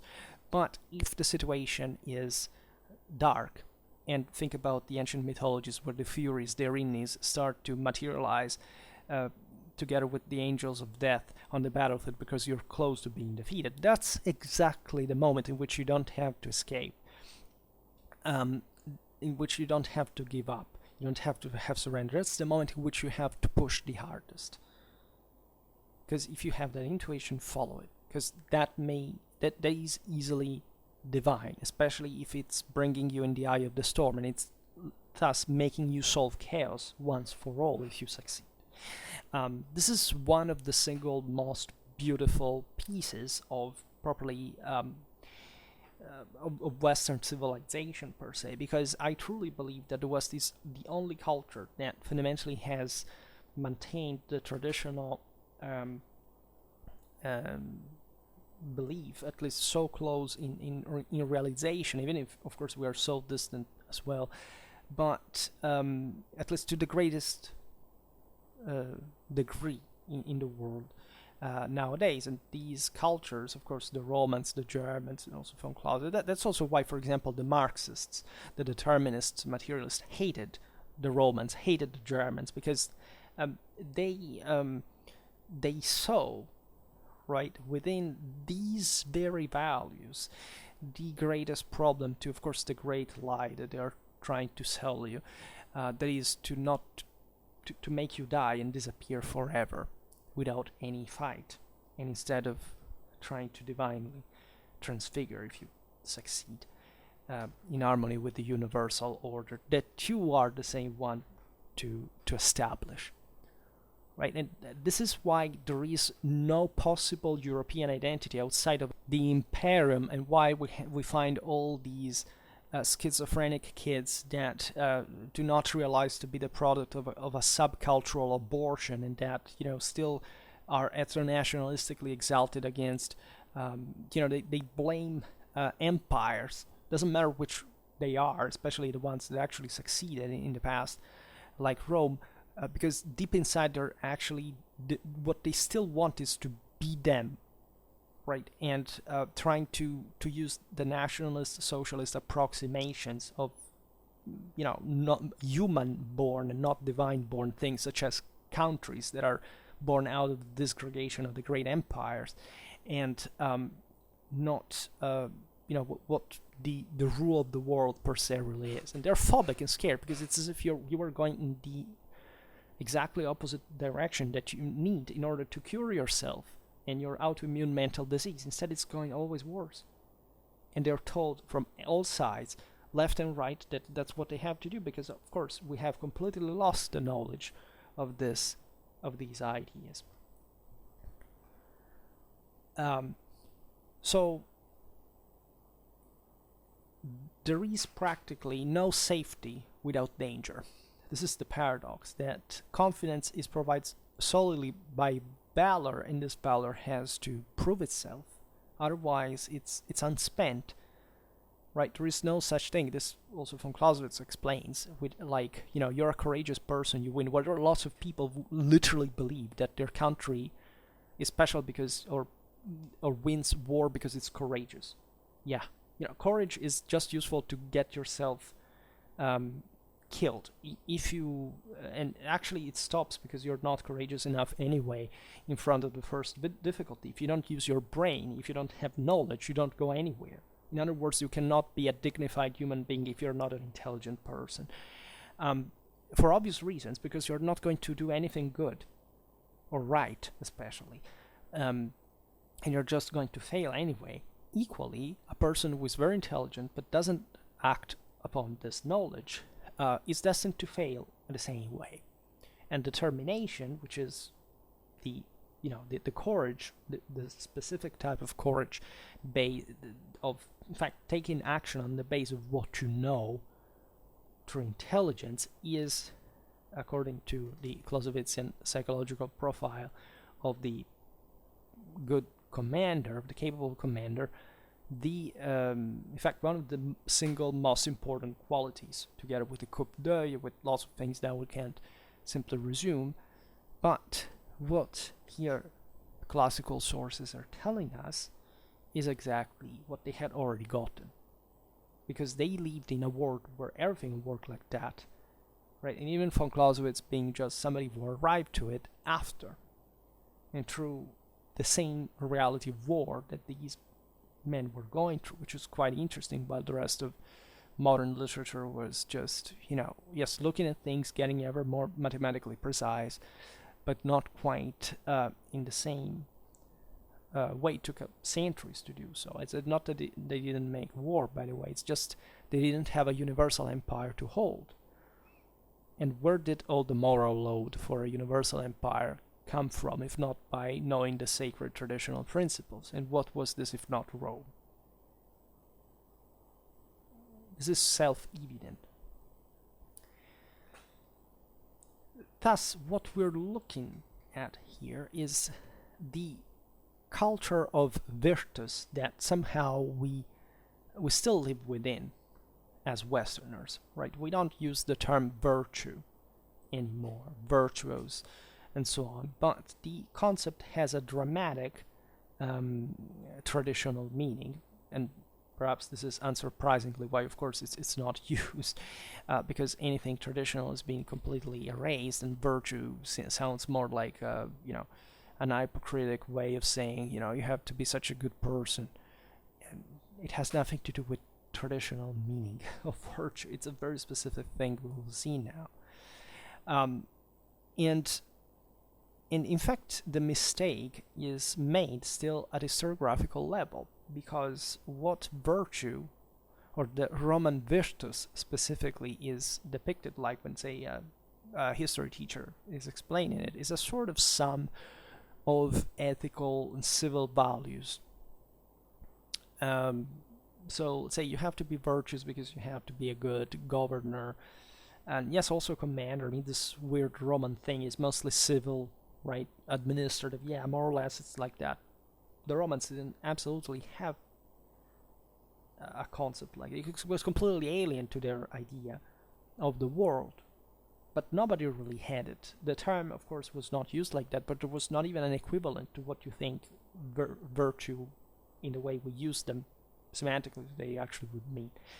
And this tells you actually the poverty of our own culture nowadays and its awareness of the sacred, right? So it's not even about what this changed like throughout the Middle Ages, because the Christian term for virtue basically means the same. It means, again, we're talking about the same religion, even though people don't quite understand how or why, but of course, because they have already passively adapted to that concept of fate that that is unknown by definition to these religions. There is always an action, somebody's one, right? It's not merely a passive, okay, I agree with, accept whatever happens. You always have a choice to literally change the thing. That's also what banally the Catholic value, in Catholic meaning universal, just like the empire, of course, the value of works really incarnates. So that also gives you a scale how modernity has destroyed the concept, together with properly the necessity of an empire, of the sacred, of tradition. Where do you want to go without that? Right? In the Renaissance, also people were, generally speaking, say not the average people anymore, because of course the masses were always somehow deprived. You can simply measure it in terms of who ruled, and who ruled also on the battlefields. He was always the elite those centuries. So the elite and some environments, specifically also in the church, because the split, as we've seen, had occurred between the temporal and the spiritual, also institutionally, were aware of these ideas. There were some particular, think about the Rosicrucians, think about, there are lots of communities that even today still are aware, at least, that this thing exists, even though I don't think they actually understand it to the fullest. There are a lot of misinterpretations, and unavoidably, because who is educated enough telling the truth nowadays to even being initiated to these ideas? Well, it takes a long time, but also it takes, in fact, a lot of faith in what you're doing, because that's literally what the tradition requires to set yourself up in order to improve along that path. So the Romans used, interestingly enough, the term virtus to describe the behaviors, like the aforementioned ones, politically, socially, militarily, of both the Germans and the Celts. So virtus was used, of course, in Latin, like this very important word, and already the fact that it was applied in theory to anyone who would display a certain type of it, or better, we will explain now what the semantic change had started shifting at that point already, like, as of course in a positive way, right? And historiography often gets it wrong, because it basically looks at contexts like the aforementioned ones, like this, the Romans, like looking at these comitatus war bands, and of course realizing that they were enemies, that were against the established order, because they mostly coped themselves with the kings in the Germanic world, the chieftains and so on, rather than with them, that were always going around for the next chance of, breaking stuff, destroying, sacking. It's not very different from, of course, band of hooligans in a way, right? In the relation it gets with this civil order per se.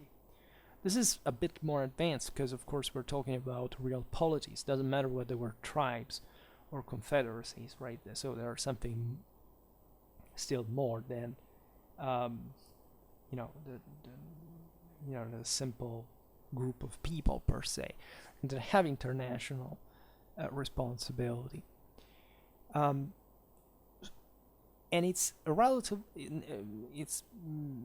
to the negative bias that we encounter, in fact, in the Roman description of these elements, that scholarship has gone astray, in my opinion, in defining this virtus as a thus different one from the ones that the Romans used for themselves.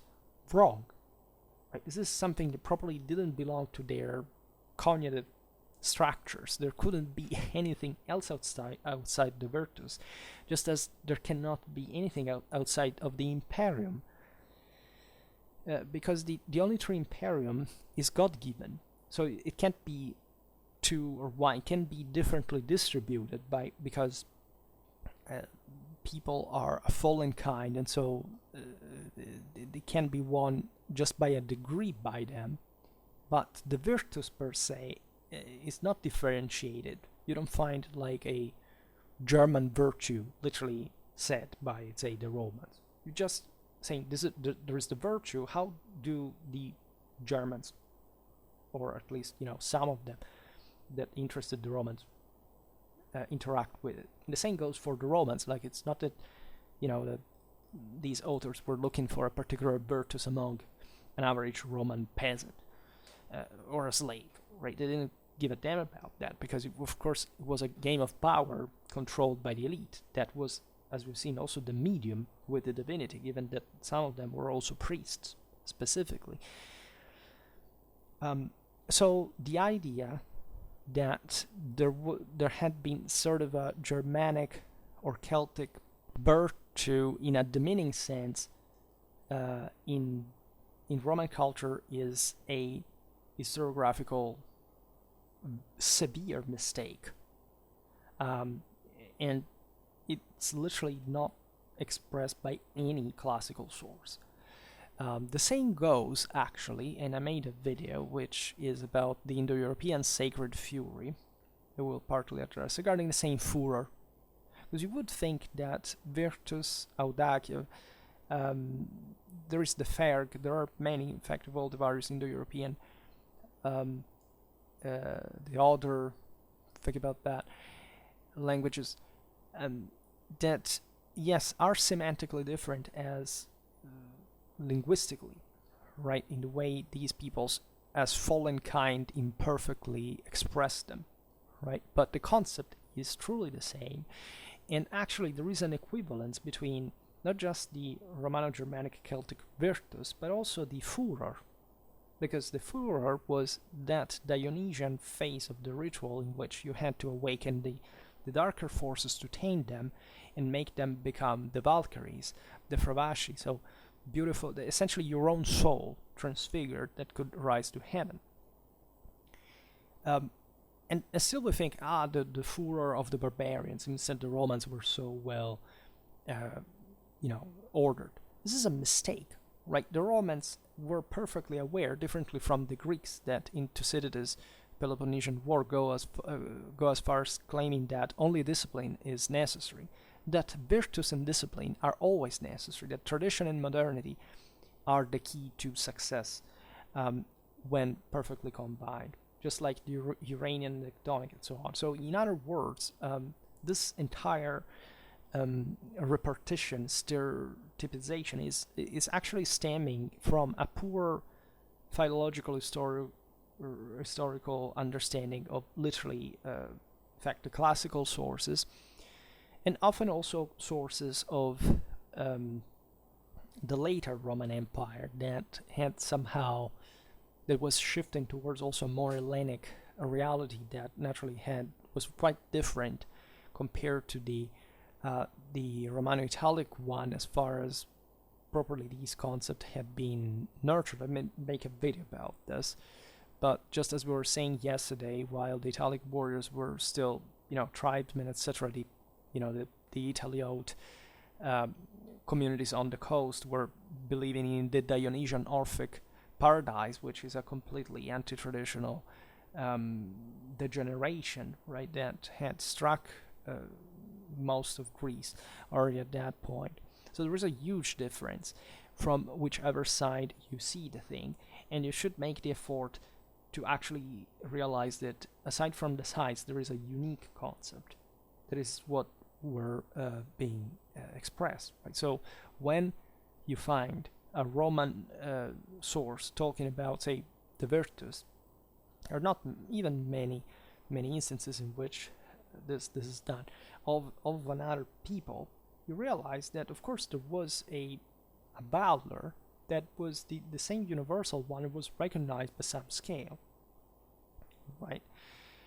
And it was specifically recognized in the measure in which this traditional doctrine stressed, as we have seen, the military purpose, right? The holy war, literally, and duty, thus, of the hero for the sake of ruling the entire world that naturally had to be conquered from the other forces existing there to be unified, and that thus could not substantiate itself otherwise, right? This could happen also through conviction, but exactly because man is fallen, there can't be like somebody acting on earth, like saying, I'm perfect, look at me, and everybody says, okay, this guy's perfect.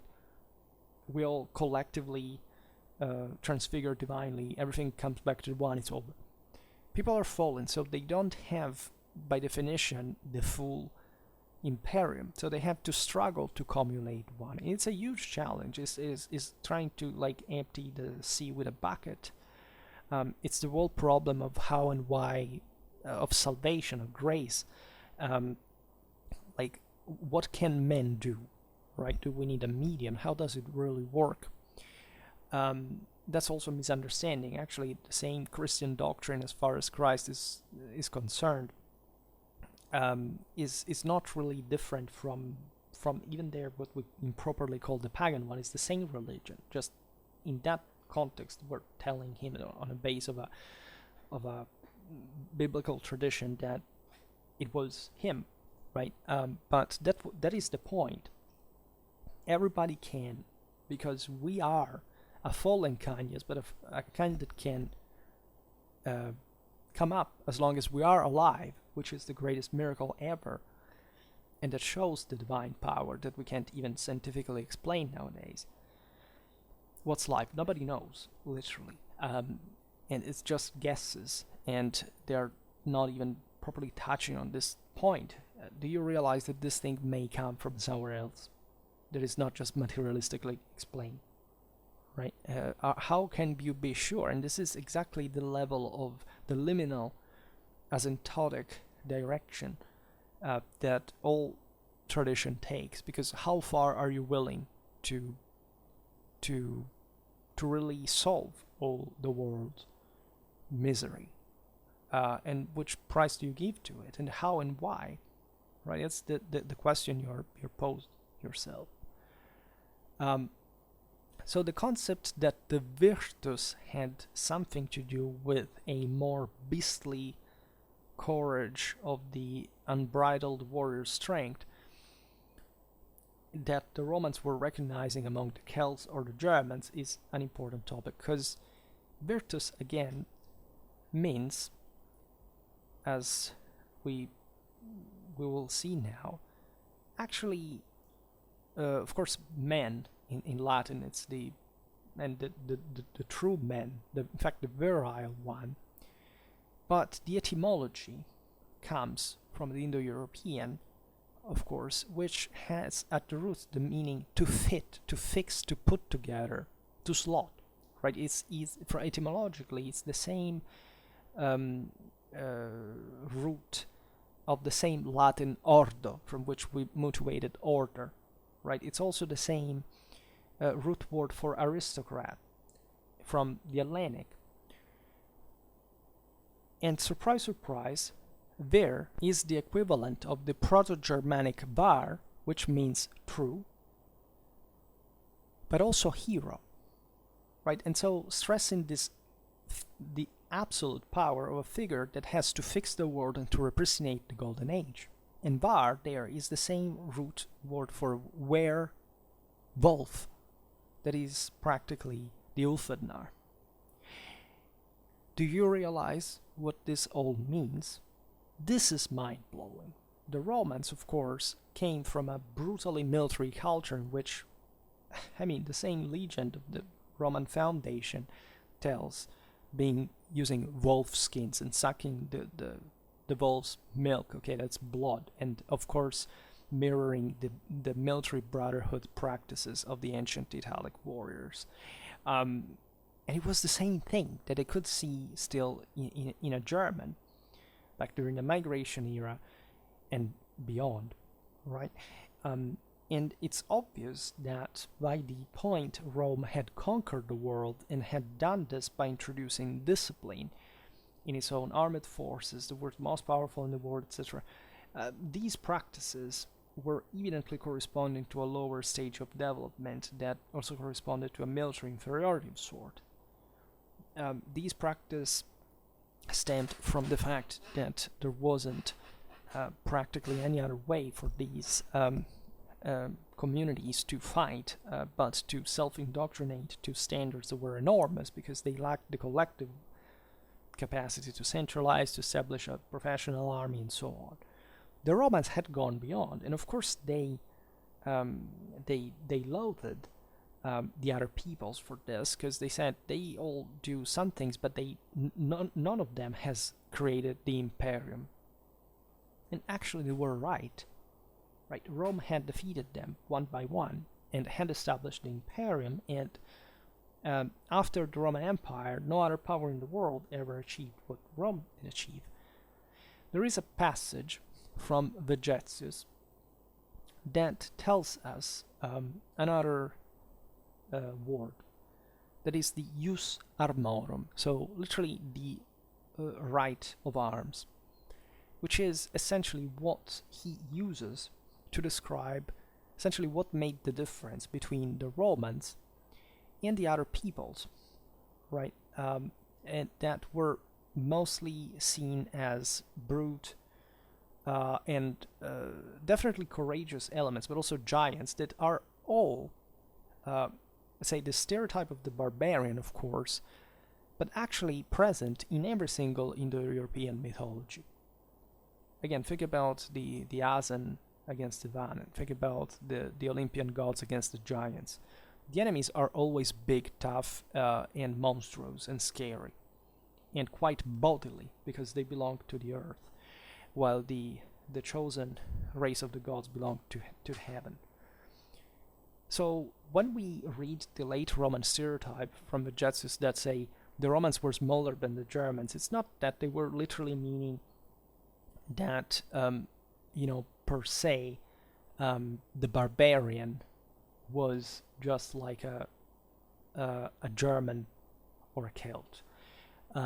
Even though they were actually taller than the Southern Europeans, leaving aside that the difference was just a few inches, but the most important thing that you don't get there is that it fit perfectly the entire Indo-European mythology. Also, Thor fights against the giants, and of course, in their legions, also the Dark One, etc., could even be, of course, a racial inference to the fact that Indo-Europeans from the steppes were blonder, right, and the Pelasgians of the Mediterranean that they eventually took over and mixed with, so that there is so much trace of that, and that is primarily also a cultural one, because these are literally our own values still today in all Europe, so that we don't have another pre-Indo-European kind of belief here, if not communism practically, because that's literally what the civilization of the mother, even if you look at it archaeologically, it really is. They had everything in common. They lived these kind of in function of the means of production, right? I'm not kidding, right? We can make a video about that to explain it. And so we have wanted to see, because again, we are a bunch of disgusting ethno-nationalists of a post-traditional world. Here's the Romans versus, say, the Germans, so it's just today's, I don't know, Italy versus Germany thing. It could be, I don't know, Poland versus France, if there had been, I don't know, a Polish Empire against the Gauls.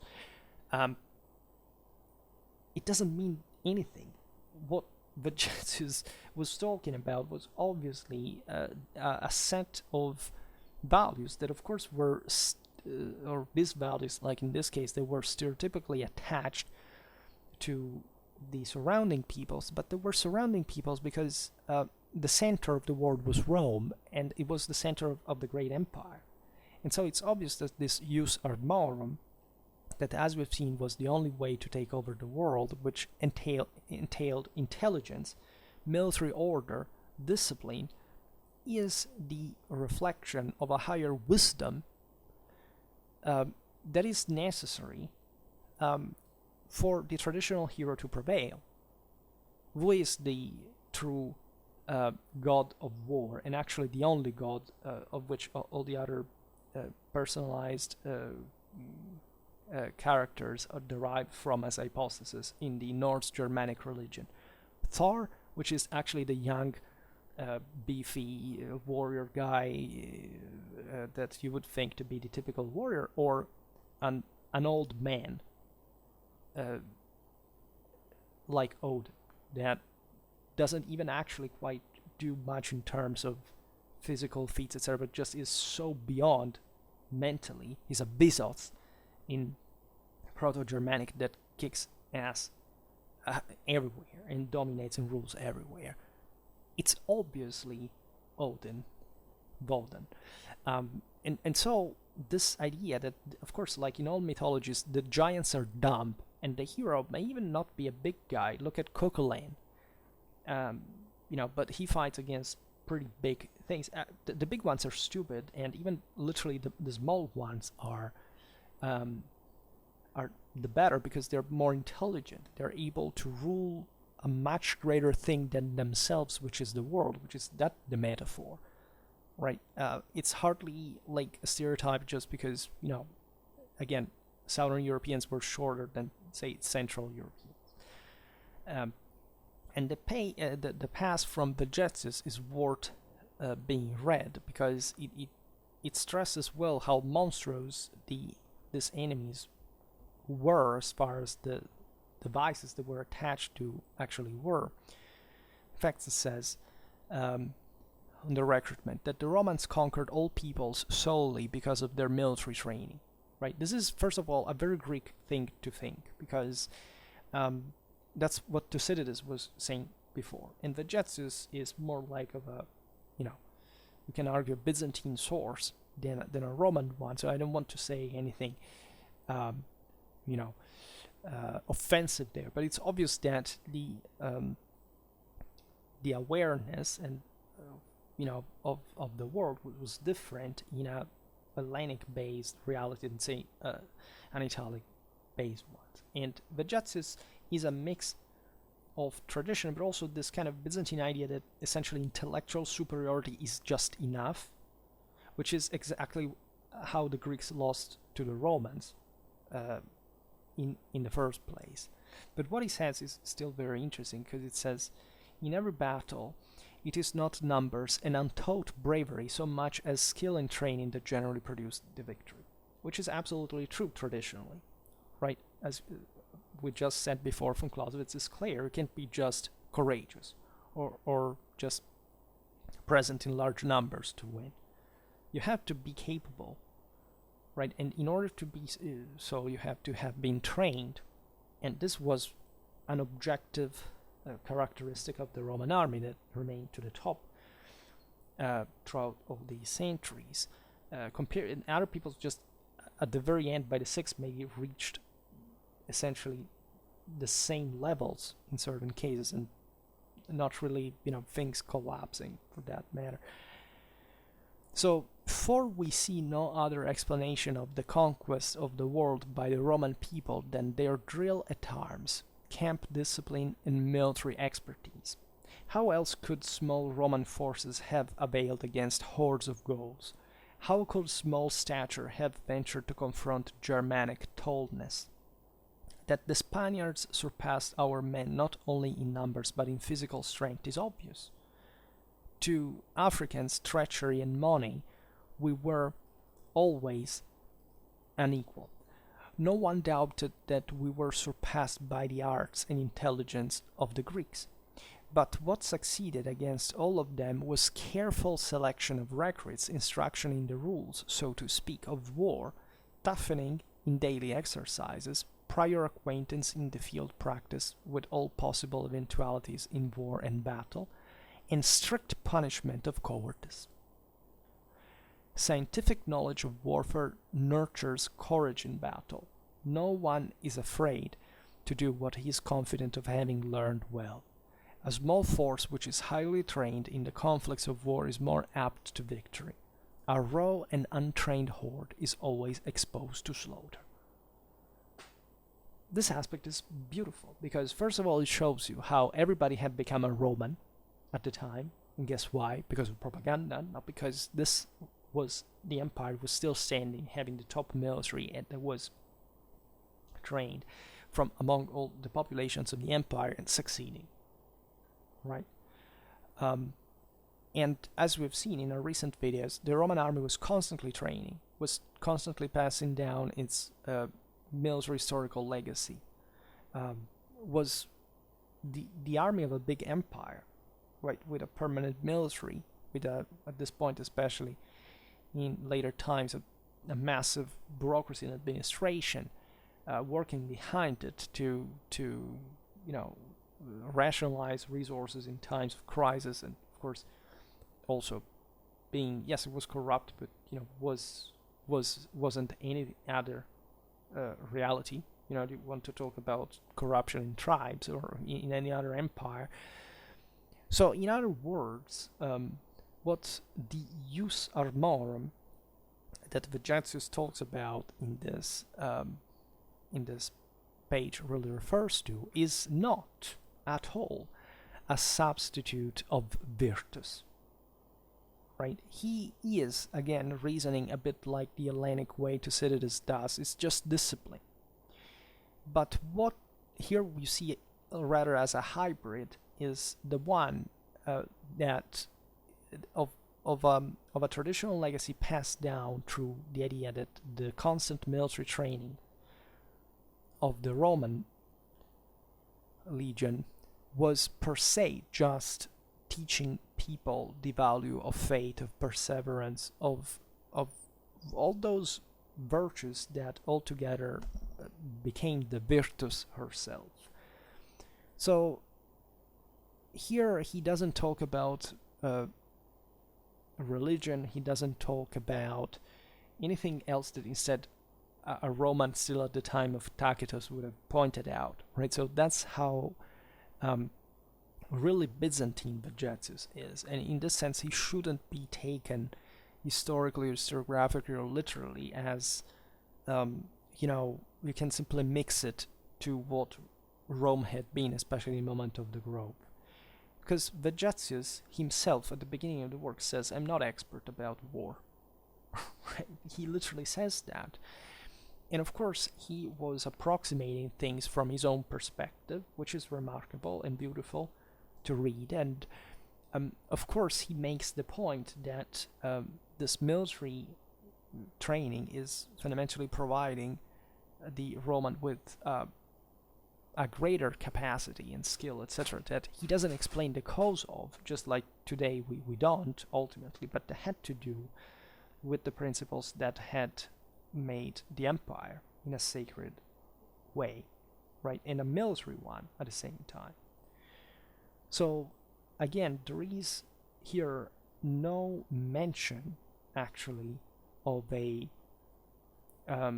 virtus that, say, those guys were virtuous in a barbaric way, and our virtus is better. No, virtus belongs a bit to anyone. Here, stereotypically, in the kind of also ethnographic taste that is revived during the migration here in the late Roman literature that stops that interest by the time of Tacitus at the beginning, fundamentally the 2nd century AD, to return, in fact, just later. You have a much more differentiated word from the one the Romans that had made the empire came from. I think this difference is crucial, and that's why Caesar or Tacitus or other sources were so fascinated with the Germans, for example. I mean, it pops also with the Gauls, with the Celts, actually, broadly meant, because they still possessed a mystical approach to war that was pretty much alive. It lacked discipline, right? And the Romans knew perfectly well, because in their sagas, from still, telling the history of the 4th century BC, so in times where the Romans were forging their own military, of course, couldn't be separated. Was necessary, right? They had to tame the virtus sometimes. We have seen the Roman consul that kills his own son because he had prohibited him to disobey his order, and the son had actually killed a Latin knight in combat. So he was victorious, actually had received the Imperium, but the Imperium was greater in the figure of his father's consulship. And he's decapitated, and of course, in front of the Roman legion, which wins the battle the day after. This is quite meaningful because it's at that point that the Romans were making this terrific effort to transform the Italic warrior into a Roman legionary. But the latter would maintain part of the individualism of the Italic warrior. And this individualism was traditional. So a Roman would have never said, like Thucydides, that discipline is superior to everything. Vegetius uses this term jus armorum, which is a hybrid because it's tending against towards the Greek or the Hellenic or the more modern-minded view that, however, doesn't take in consideration tradition. Tradition is the virtus, is, as we've seen from the etymology, the same actual concept stands behind the Ulfednar, the turning into beast, to evoke those forces that eventually you will have to tame with true discipline, that is reason and wisdom, like the Odinic one, to elevate yourself to a superior standard and winning and conquering the world. And that's how the Romans had made it. So virtus and discipline go hand to hand, and they cannot be taken away from one another, except if you had to ask which one is the more important, it's obviously virtus. You don't do anything just with discipline, per se. You have to motivate people, you have to give them a reason to do this. And while reason, you can argue, still fits to a broader knowledge and awareness, the same one that Vegetius is rightly talking about, in fact, that is also gotten through, in fact, the jus armorum,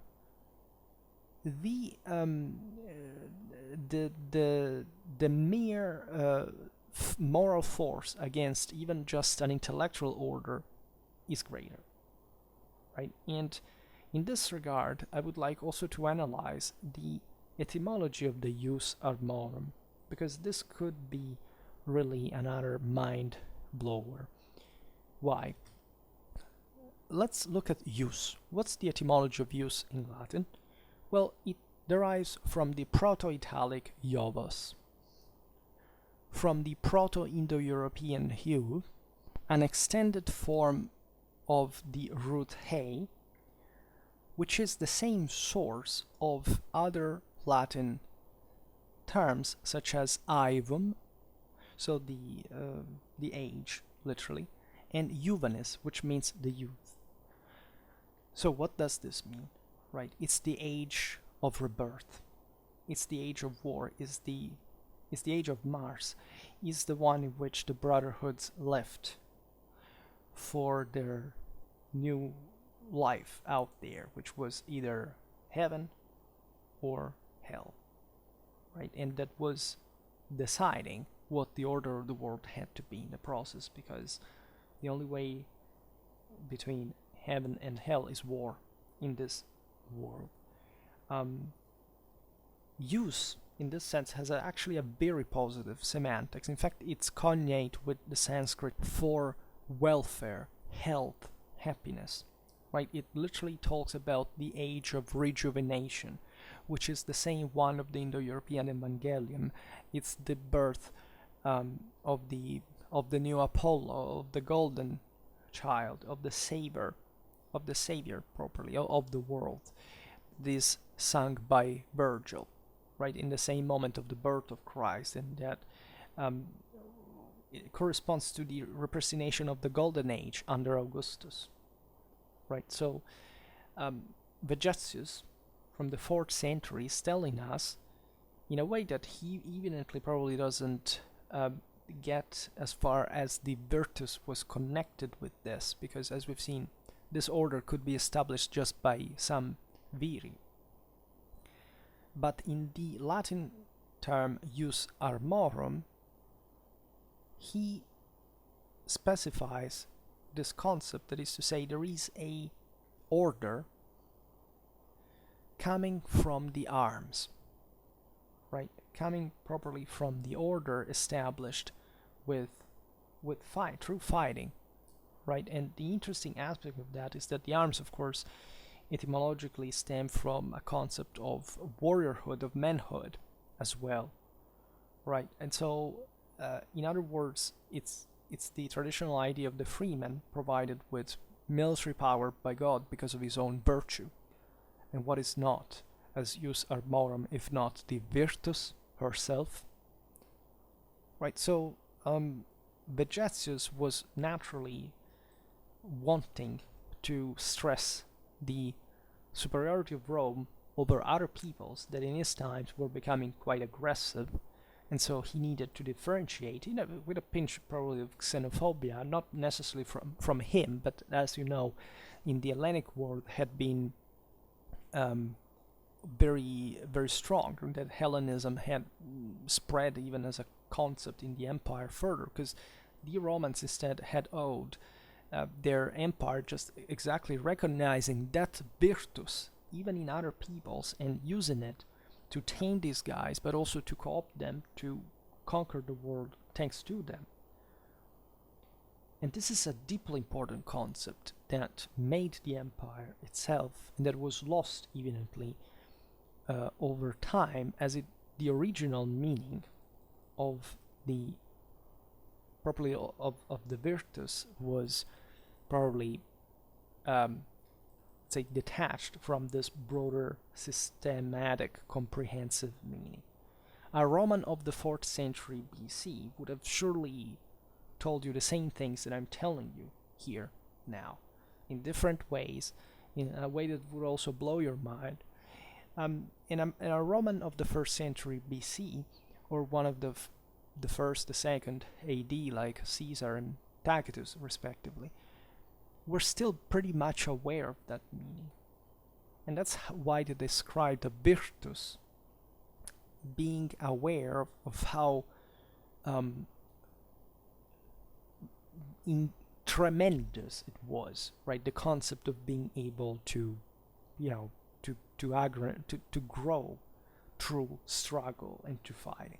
And so looking at these barbarians and saying, well, they try, and so that there is some virtus in them, but where's their empire?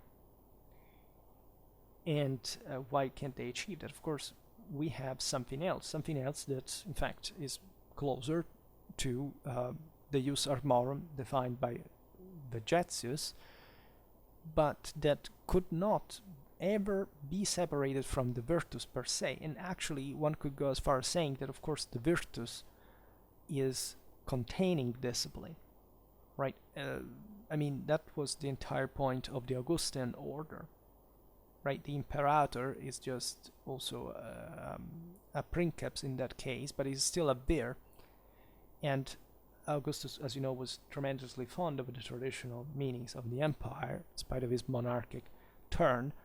But this monarchic turn was justified exactly by the type of order that he had been able to establish after the civil wars, and repristinating order after actually a sin of the Roman people, that according to the stories that the Sibylline book had been violated practically, and as such, the chosen people of God had turned against each other, because there was no other way to say, well, the Romans have lost it, right?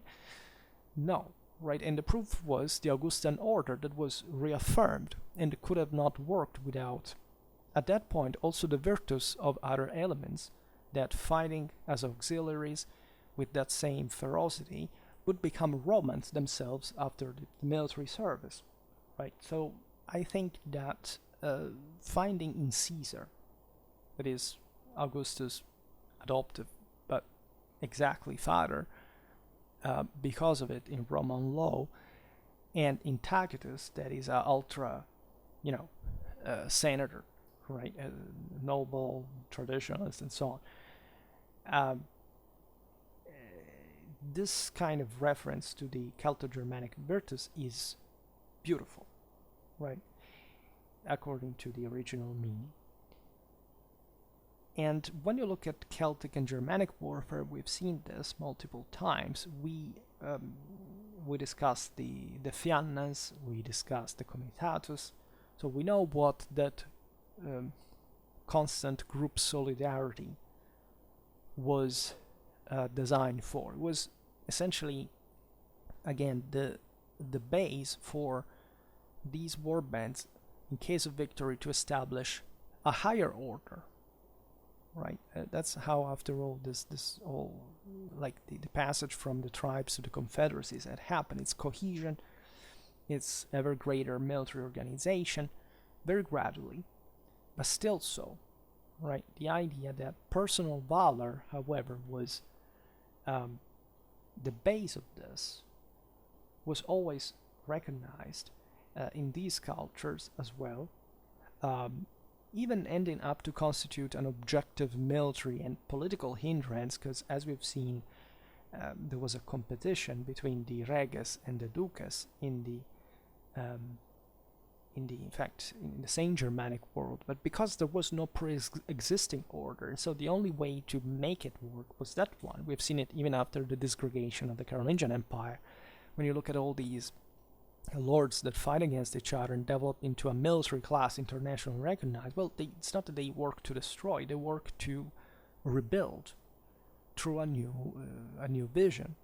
And that's what these warriors were doing. We've seen it in the Viking era, that uninjures all the allegedly egalitarian system, and these guys become ever more powerful and start subjugating each other, and they start founding monarchies. And this is hardly like negative thing if you look at, how eventually those countries developed.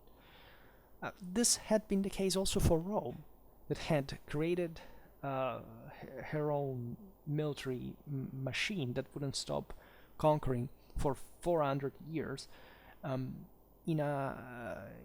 fact, pretty much, struggling out of a pretty fragmented Italian reality, which Rome emerges from, with this incredibly potent Uranian religion that was countering the contaminations with the Chthonic ones that had been absorbed from the Pelasgians by the same Indo-European Italic conquerors, that are defeated and re-elevated by Rome to, again, mostly the bulk that would take over the surrounding the world, the surrounding peoples.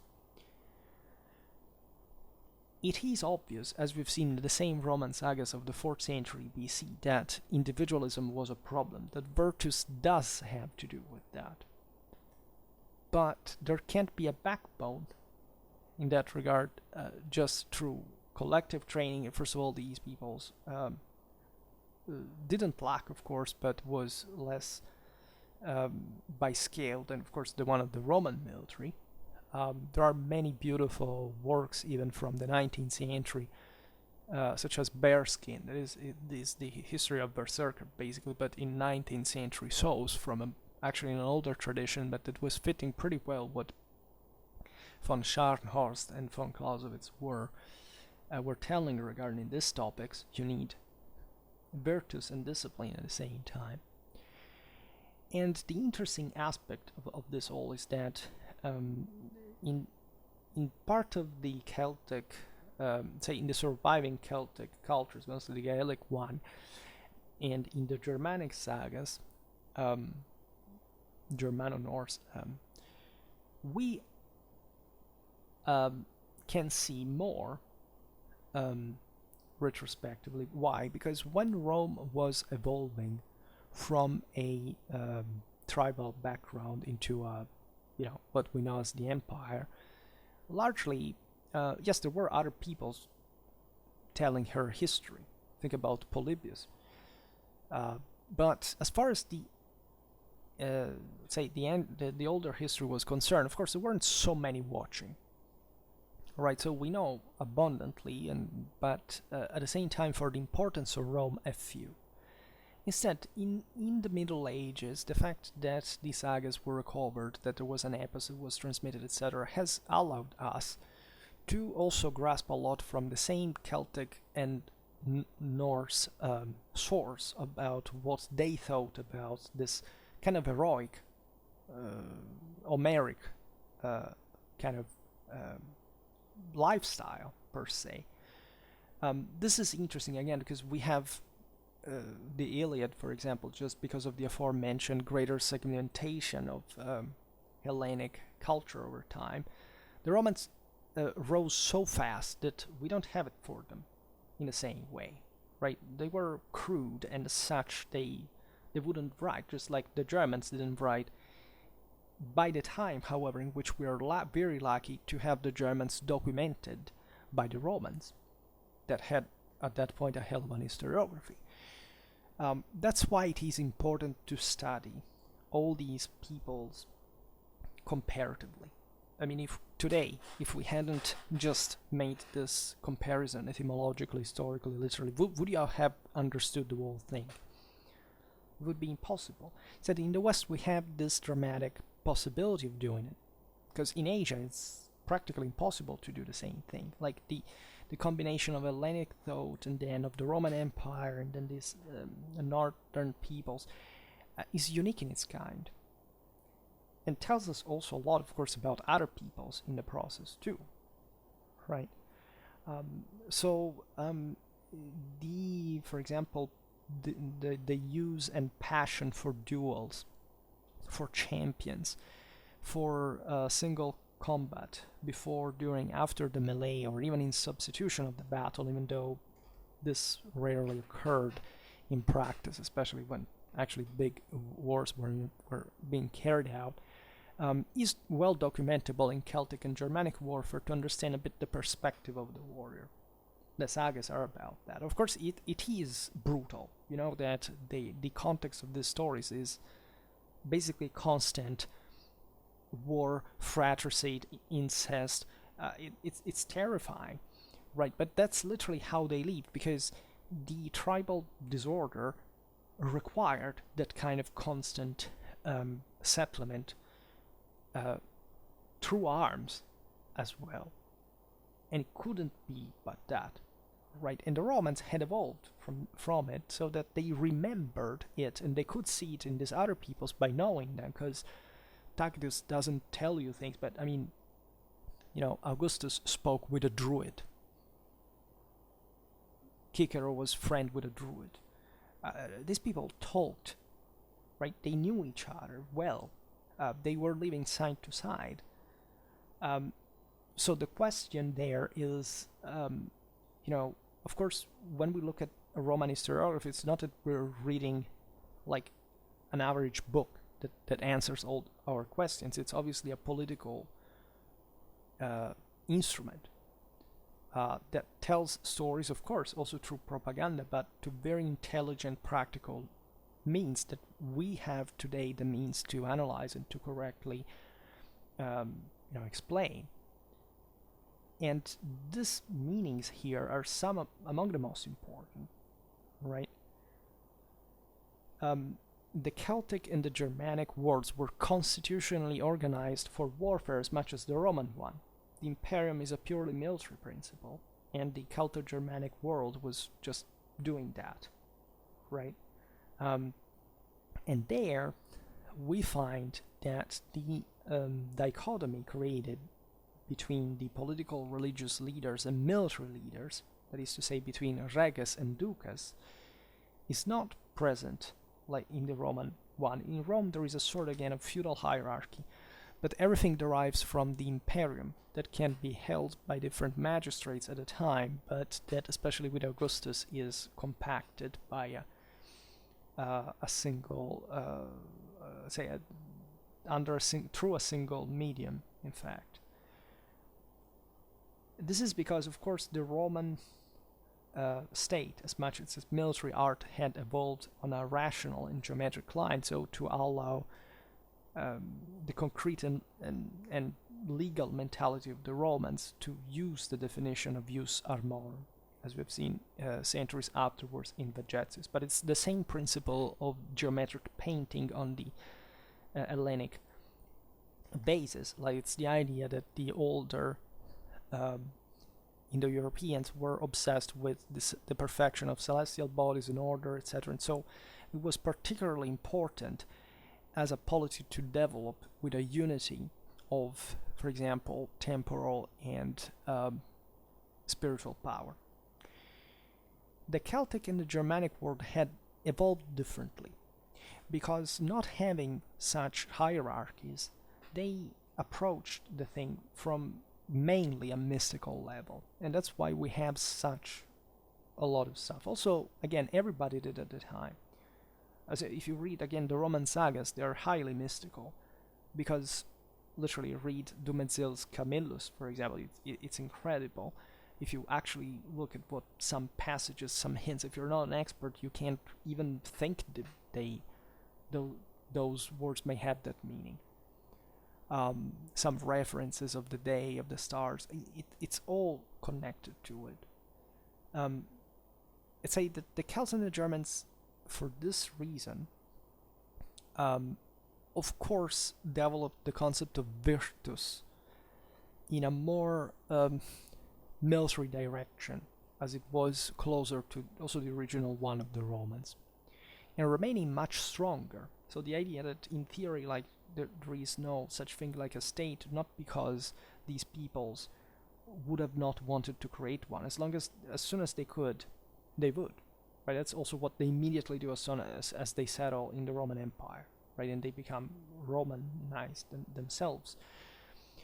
But because their sources are literally describing what their world was at the time, and the differentiation, the Tacitus makes, that the Germanic kings were chosen on the basis of their divine descent and the leaders, on that of their military aptitudes, is just a Roman way of saying, look, these peoples haven't united the two things, right? They're so unstable that they can't even establish the order of the unity of the universe in their own chiefs. At the end of the day, is obviously stemming from the mind of an author belonging to an elite that had literally conquered the entire world, was ruling it. So this concept, while surely from an anthropological point of view, as it was noticed, brought the Celto-Germanic leaders to be provided with a virtus that seems like a charisma, right? So it's a sort of magical sacral force, like a mana functioning in the field of the martial arts. This has nothing to do with saying that the Romans had a different idea of it. They were perfectly aware of the fact that what they had established was because of this magical sacral force that couldn't come from anywhere but God, and that had been the cause of the Roman order, because the Romans were the chosen people that had fulfilled, in fact, the divine will, right, and now could rule at that scale. And Tacitus was pretty aware of this also when he said that all empires are destined to fall. In the same way, like the Germans knew, again, that the Asgard would have been stormed at the end of times, and that there was always a snake eroding its rotten roots, in fact, at the base of the same world, right, over which also the same Asgard stood. So the question here is, is there a necessity to pretend historiographically that there were two different virtus? You can again see that there are two semantic views, but the meaning is actually the same. You can observe Tacitus in a more antiquarian kind of traditional way, by him surely understanding much better to say that Vegetius, what the meaning of virtus really was, probably in the Roman religion, while Vegetius embracing, if you want, a slightly diluted concept of virtus. It is still pretty strong, it sounds still pretty Roman, being connected especially with military discipline, that, however, in the original word still shared by the Celts and the Germans, was actually the same thing.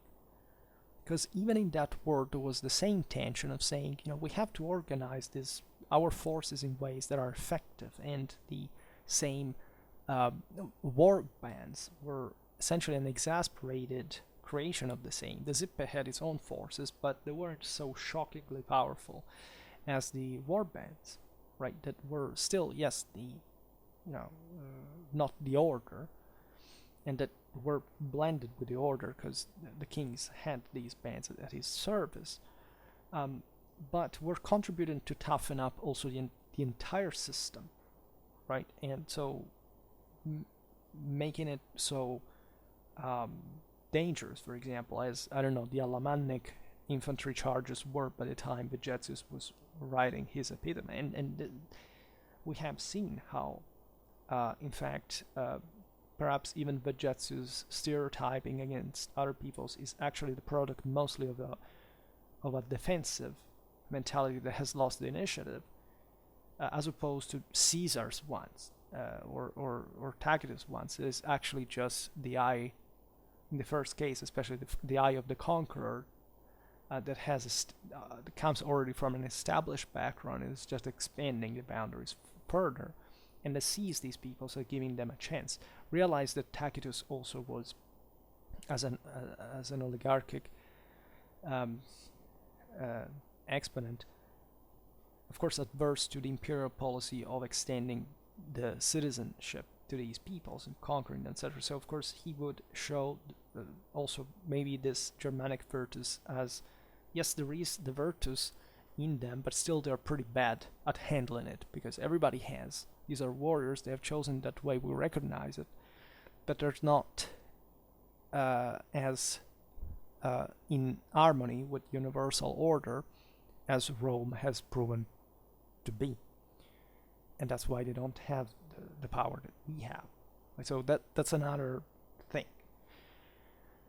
And I think this concept is worth reflecting on, because you will not find it in other articles. This is something I have come up with, just it's wholly original, right? Because that's how obsessed I am with these topics. And I hope to discuss it further at some point. However, for today I stop it here. I just hope that you enjoyed this video. If you did, please share it. Otherwise, leave a like or subscribe to my channel if you're interested in my upcoming content. I thank you heartily, as always, for listening to me. I wish you a nice time and see you next time. Bye.